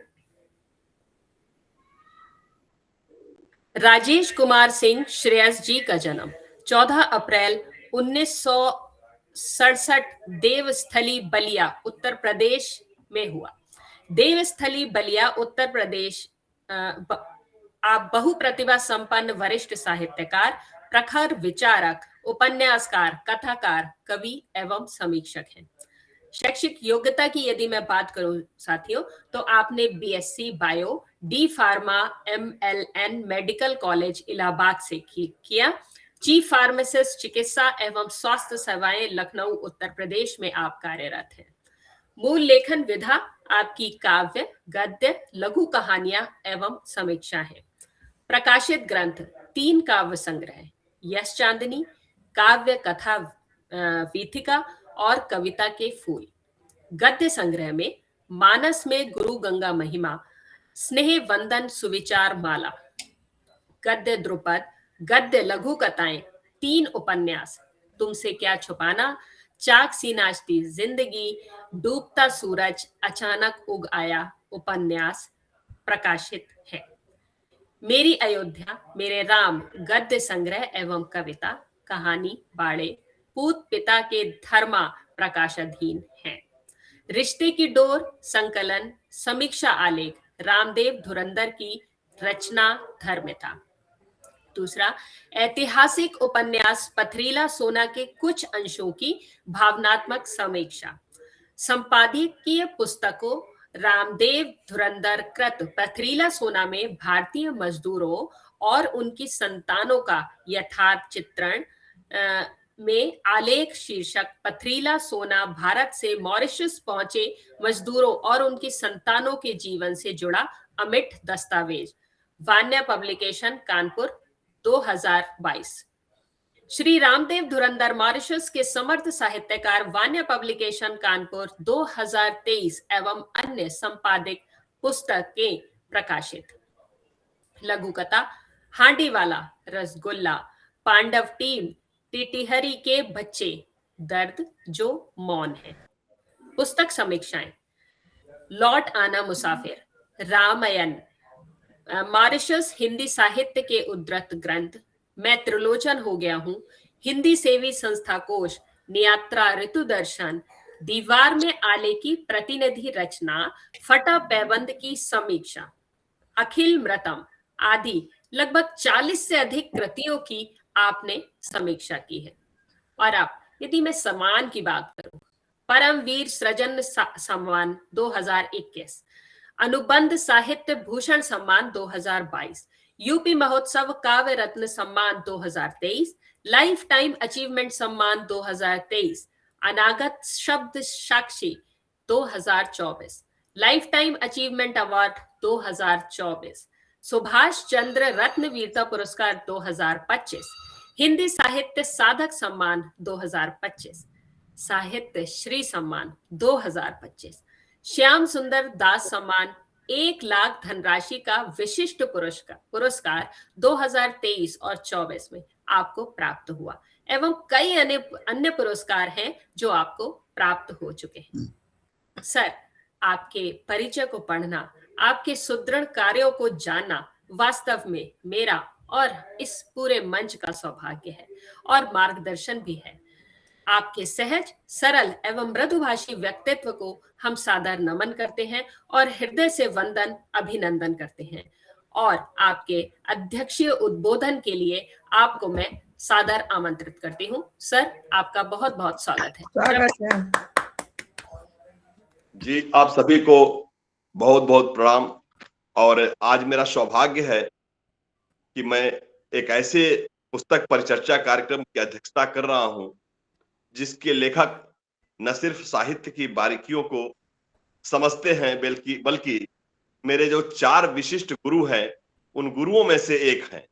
तो आप समझ सकते हैं कि अगर अपने गुरु के किसी पुस्तक या किसी कहानी संग्रह का अगर संस्था करना हो तो कितना कठिन है। वन सेकेंड राजेश जी, आपका फोटो ऐसे क्यों आ रहा है? सीधा नहीं आ रहा। हाँ, अभी ठीक है। वो ऐसे आने से वो कुछ ठीक नहीं लग रहा था। और मेरी दूसरी समस्या ये है कि दीदी ने मुझे एक ऐसे मोड़ पर लाकर खड़ा कर दिया है कि मैं, जैसा कि आपने परिचय दिया शिल्पी जी, मैं विज्ञान का छात्र हूँ, चिकित्सा विज्ञान का छात्र हूँ और मैं साहित्य लिख रहा हूँ। यह शायद मतलब आप लोग जैसे विद्वानों के सामने मैं या तो विद्यार्थी के रूप में अपने को पा रहा हूं, फिर भी कोशिश करता हूं। और कोशिश इसलिए करता हूं कि मैंने जो आपसे सीखा है, जो उपाध्याय जी से सीखा है, और मुझे बड़ा खुशी हो रही है कि युवा उत्कर्ष साहित्यिक मंच उत्तर प्रदेश इकाई के अभी 4 विद्वान साहित्यकार, जिसमें हमारी संरक्षिका श्रीमती प्रमिला पांडे जी भी उपस्थित हैं, डॉक्टर सविता सौरभ जी वाराणसी से हैं, और विनय विक्रम सिंह जी गाजियाबाद से हैं, और जयप्रकाश तिवारी जी को तो आपने सुना ही, वो भी यहाँ पर हैं, हमेशा हमसे जुड़ते हैं। और इसके अलावा जितने हम आपके आंध्र प्रदेश और तेलंगाना इकाई के जो सम्मानित सदस्य हैं और मेंबर्स हैं और विद्वान हैं, सबको मैं सुन रहा हूँ और मुझे बहुत ध्यान से सुनने बहुत आनंद आया। मैं इस पुस्तक की चर्चा की मुख्य वक्ता आदरणीय डॉक्टर सुषमा जी का हृदय से अभिवादन करता हूं। आपने अपने साहित्यिक और शैक्षिक अनुभव के द्वारा जो रामकृष्ण किशोर उपाध्याय जी के इस बहुकोणीय बहुआयामी साहित्य के प्रत्येक मर्म को स्पष्ट करने वाली, आम आदमी के जीवन को स्पंदित करने वाली, आधुनिकतम कथानक से परिपूर्ण प्रेम कथाओं पर आधारित लालटेन कहानी संग्रह है, इस पर जो प्रकाश डाला है, इस पर मैं बड़ा ध्यान से देख रहा था। सुषमा जी, आप हिंदी की विद्वान हैं और प्रखर वक्ता भी हैं। सुषमा जी ने आपने जो प्रेम की व्याख्या की है, आप कहती हैं कि प्रेम का शीर्षक मतलब प्रेम प्रकाश का सिर्फ प्रतीक नहीं है, बल्कि वह उम्मीदों का प्रतीक है। और आपने प्रत्येक कहानी के को बहुत ही गहराई से अवलोकन किया है। प्रत्येक कहानी के संवादों को, उनके दृश्यों को और भावों को अलग अलग दृष्टिकोणों से आपने जो देखने का और जो साहित्यिक ढंग से उसको प्रस्तुत करने का जो प्रयास किया है, यह बहुत ही सुंदर है, समीक्षात्मक है और साथ साथ संवेद, यह एक तरह से संदेशात्मक भी है, जैसा मैं समझ रहा हूं। अपनी सामाजिक साहित्य में अगर रामकिशोर उपाध्याय जी की बात करूं, अपने गुरुदेव की बात करूं, तो मैं कह सकता हूं कि अपनी सामाजिक साहित्यिक यात्रा के दौरान हर एक मोड़ पर टकराने वाले व्यक्तित्व को पात्र के रूप में रखकर कहानियों को गढ़ देने की महारत, और कहानियों को आप किस दिशा में मोड़ देंगे, यह आपसे अच्छा कौन सीख सकता है। मैंने आपके कहानियों को पढ़ने की कोशिश की, जब जब मेरी संवेदनाएं कहानी के किसी अंश तक पहुंची और मेरे मन को छुआ था, मैं उस कहानी को तत्काल उसी समय वीडियो का फोटो मैंने स्वयं ही पाठन करके पोस्ट करने का काम किया। अब आप समझ सकते हैं कि कहानियां किस हद तक दमदार हैं। इसकी एक कहानी जहां कमल खिला करते थे, यह खिलता हुआ प्रेम का कहानी है। और यह सबसे बड़ी बात यह है कि लालटेन शीर्षक आपने जो दिया है, और उस कहानी को भी मैंने पढ़ने की कोशिश की, इसलिए कि दो परिपक्व प्रेमियों के अर्थपूर्ण, भावपूर्ण और समझ के साथ लिए गए निर्णय की कहानी, मैं इसको इस दृष्टिकोण से देख रहा था। और कहानी के साहित्यिक और दार्शनिक दृष्टिकोण, जिसके विशुद्ध भाव कि अपने फेसबुक पोस्ट के माध्यम से व्यक्त करने वाले ऐसे विद्वान साहित्यकार, मेरे युवा उत्कर्ष साहित्यिक मंच उत्तर प्रदेश इकाई के सह सचिव डॉक्टर जयप्रकाश तिवारी जी ने तो कईयों बार फेसबुक के माध्यम से इसकी समीक्षात्मक टिप्पणियां की हैं। और आप समझ सकते हैं, आप स्वयं ही समझ सकते हैं कि यह पुस्तक जो पहली कृति बोली जा रही है कितनी महत्वपूर्ण है। मैं इससे ज्यादा नहीं कहूंगा, क्योंकि एक शिष्य को वास्तव में अपने गुरु के विषय में कहने की एक सीमा होती है। उससे अधिक वो अगर कहेगा तो एक तरह से उसकी ही तौनी है।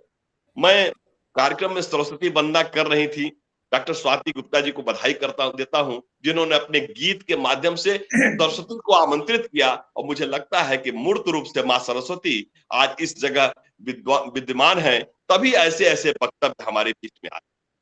अब मैं सबसे अधिक अगर किसी की मतलब अगर किसी के प्रति कुछ कहना चाह रहा था और कहने के लिए शब्द कम पड़ रहे हैं, वो हैं इस कार्यक्रम की संचालक। मैंने संचालन बहुत देखे, और इस कार्यक्रम की संचालक जो डॉक्टर शिल्पी हैं, सुश्री शिल्पी जी हैं, भटनागर जी हैं, आपने एक तरह से आपका संचालन एक साहित्य दिखता है। मुझको आपके संचालन में एक बड़ा साहित्य दिख रहा है। जैसे मैं देख रहा हूं, जैसे इतने बड़े कार्यक्रम को जो कि हमारे आंध्र प्रदेश इकाई से हो रहा है, तो मैं ये देख रहा हूं कि जो जिस भूमिका में है, उसकी भूमिका इतनी ऊंचाई तक पहुंची हुई है, इतनी ऊंची है कि मैं क्या कहूं। मैं तो यही कह सकता हूं कि यह कार्यक्रम आज अपने शीर्ष को स्पर्श कर रहा है। मेरा सौभाग्य ये रहा कि मैं हैदराबाद आकर के और मैं वहां के कार्यक्रम के भागीदार हो चुका हूं, इसलिए मुझे तो और भी ज्यादा आनंदित अनुभव हो रहा है।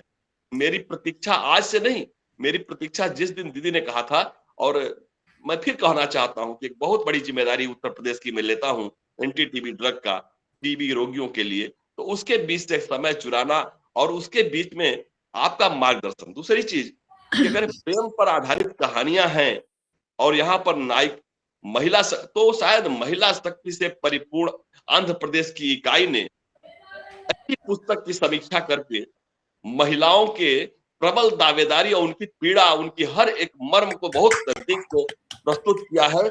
और यह राष्ट्रीय स्तर पर चर्चा का विषय इस समय बन जाएगा। और मैं ये भी कह सकता हूं कि जो श्री राम किशोर उपाध्याय जी का यह कहानी संग्रह इस समय चर्चा के केंद्र में चल रहा है। हम सभी मिलकर कर रहे हैं, लेकिन चल रहा है। और यदि मैं आपके विषय में बस ये कहना चाहूंगा कि मैं तो आपके कार्यक्रम संयोजन का मुरीद हूं। मुझे लगता है कि उत्तर प्रदेश में ऐसे बड़े राज्य में, इतने बड़े आबादी वाले राज्य में मैं कार्यक्रम तो करवाता हूं। और वास्तव में मेरी भी एक आदत है, मैं कभी भी सुसुप्त अवस्था में नहीं रहना चाहता। मैं प्रतिदिन जगता हूं और हमारा एक समय होता है। लेकिन मैं देख रहा हूं कि आंध्र प्रदेश की इकाई जिस तरह से आप संयोजन करती हैं, इससे मैं सीखता हूं। मैं उत्तर प्रदेश की इकाई की तरफ से पूरी आपकी इकाई को, आपको स्वयं को मैं बार बार धन्यवाद कहूंगा। और मुझे नहीं समझ में आता कि बहन के रूप में आप इतना प्रेम कर, इतना स्नेह करती हैं, आप हमें जगाती भी हैं कि आपको कहना है, आपको उस दिन आना है। तो आपका आदेश हमेशा हमारे लिए बहुत ही महत्वपूर्ण रहता है। जितने भी सम्मानित विद्वान साहित्यकारगण आज इस कार्यक्रम में जुड़े हैं, मैं सबका तो नाम नहीं ले सकता हूं, लेकिन सबके प्रति सम्मान ज्ञापित करता हूं। फिर अंत में मैं कहूंगा कि मैं विज्ञान का विद्यार्थी हूं, मैं साहित्य का विद्यार्थी नहीं हूं। आदरणीय जो जिसकी व्याख्यान हमको सुनाया, वो वास्तव में एक विद्वान है, हिंदी की शिक्षिका है, और उनका तो सारगर्भित वक्तव्य हमें सुनना ही सुनना था। हमारे जैसे व्यक्ति को अगर आपने इस कार्यक्रम की अध्यक्षता दी है, तो एक तरह से आपने मेरे प्रति अपना स्नेह बस प्रदर्शित किया है। मैं उस योग्य तो नहीं हूं। अपने इस संबोधन भाषण के द्वारा रामकिशोर उपाध्याय जी ने जो कुछ कहा, वो हम सभी के लिए सीखने के लिए बहुत कुछ है। और अंत में आप लोग इसी तरह से मार्ग प्रकाशित करते रहें और आपका इसी तरह से स्नेह मिलता रहे। बहुत बहुत धन्यवाद। बहुत बहुत धन्यवाद सर, बहुत धन्यवाद आपका।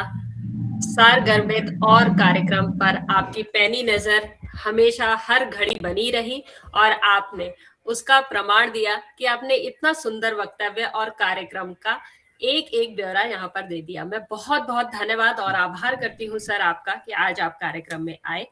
और चलिए दोस्तों, शिल्पी जी, अपने जब आप आए थे राजेश जी, शिल्पी जी किन्हीं अपरिहार्य कारणों से नहीं थी हैदराबाद में। तो ये हमारा सौभाग्य है, वजह से आपकी मुलाकात नहीं हो पाई। हमारा जो वार्षिक कार्यक्रम लास्ट ईयर हुआ था ना, आप नहीं थे। राजेश जी की पुस्तक का यहाँ लोकार्पण हुआ था। ओके, तो सर आए थे। सर अभी आप आपके संचालन को सुन रहे हैं, तो इस बात तो बहुत अच्छा संचालन कर रही हो। क्या बात है, कहाँ से सीख रहे हो भाई? बहुत बहुत धन्यवाद मैम, बहुत बहुत धन्यवाद सर। और आगे बढ़ो और अच्छा से करो। जब इसका भार लिया है तो अच्छा से संचालन ही अच्छा करो। वैसे तुम लेखनी भी अच्छी है तुम्हारी, लिखना चाहो तो, लिखती कम हो। धन्यवाद मैम, बिल्कुल बिल्कुल भी करो। और मैं सर मैं आपसे मिल नहीं पाई, ये मेरा दुर्भाग्य है, लेकिन मैं आशा करती हूँ अगली बार आप जब आएंगे तो मैं आपके स्वागत में तैयार खड़ी मिलूंगी। नहीं भी रहेगा तो भी आपके लिए रख देंगे। जी बिल्कुल, सौभाग्य में। नहीं रहेगा तो अपना रख लेंगे, ऐसे ही छोटा मोटा कुछ कार्यक्रम तो रख ही सकते हैं ना। रख लेंगे, बिल्कुल रख लेंगे।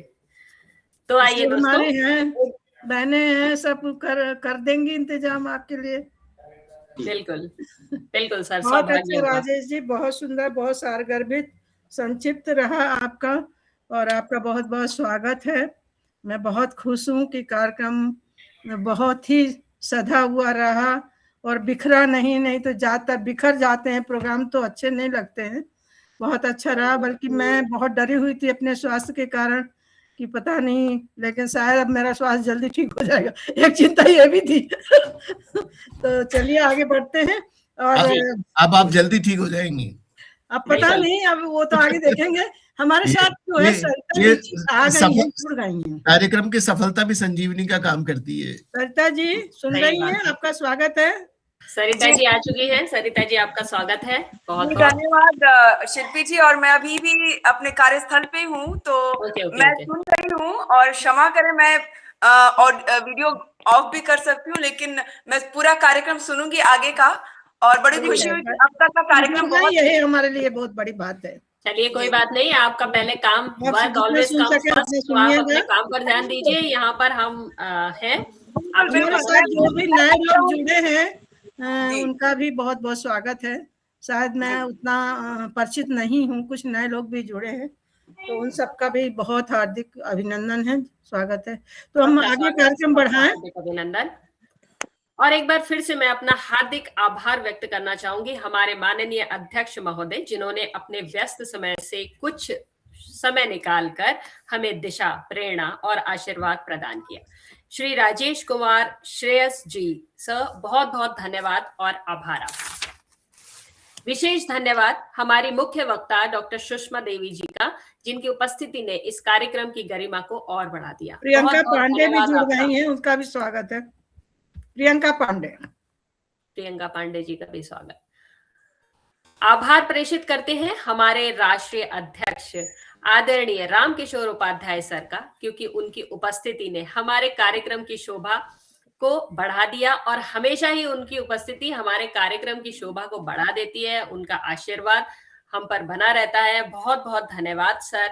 और आज एक बार तहे दिल से आपको धन्यवाद के साथ साथ बहुत बहुत शुभकामनाएं भी दूंगी, क्योंकि आपकी काव्य संग्रह लालटेन के लिए कहानी संग्रह कहानी संग्रह लालटेन के लिए आपको बहुत बहुत शुभकामनाएं देती हूँ सर। युवा उत्कर्ष साहित्यिक समिति की पूरी टीम, जिनका काम दिखता नहीं है दोस्तों, परंतु इन कुछ घंटों के कार्यक्रम के लिए दोस्तों वाकई कई दिनों की मेहनत और योजनाएं होती हैं। मैं नमन करती हूँ हमारी गौरवशाली टीम का, जो मिलजुल कर काम को अंजाम देती है। मैं आभार देती हूँ आप सभी को मित्रों। और ये टीम जिनके भरोसे और जिनके कुशल नेतृत्व में काम करती है, वे हैं हमारी प्रदेश अध्यक्षा आदरणीय डॉक्टर रमा द्विवेदी जी, जिनके कारण ही सब काम अच्छे से हो जाते हैं। और मैम, मैं आपका बहुत बहुत धन्यवाद करती हूँ कि स्वास्थ्य खराब होने के बावजूद भी आपका जज्बा हमको प्रेरित करता है और आप यहाँ पर हैं, आपकी वजह से ही कार्यक्रम सुचारू रूप से चलता है। हम हमेशा ही आपके मार्गदर्शन में चलते रहें, यही कामना करती हूँ। और हमारे सब साथी, यहाँ उपस्थित सभी मित्र विद्वजन, जिनके बगैर कार्यक्रम बिल्कुल वैसा ही है जैसे शक्कर के बिना हलवा, नमक के बिना कढ़ाई पनीर और मिर्च के बिना मिर्च का अचार। तो आपकी उपस्थिति कार्यक्रम को संपूर्णता प्रदान करती है। तो हाथ जोड़कर आप सभी को धन्यवाद और आभार करती हूँ। आपके धैर्य और विनम्रता को भी नमन करती हूँ कि आपने मुझे सुना इतनी देर तक और कोई भी अंडे या सड़ा हुआ टमाटर मेरे स्क्रीन तक नहीं आया।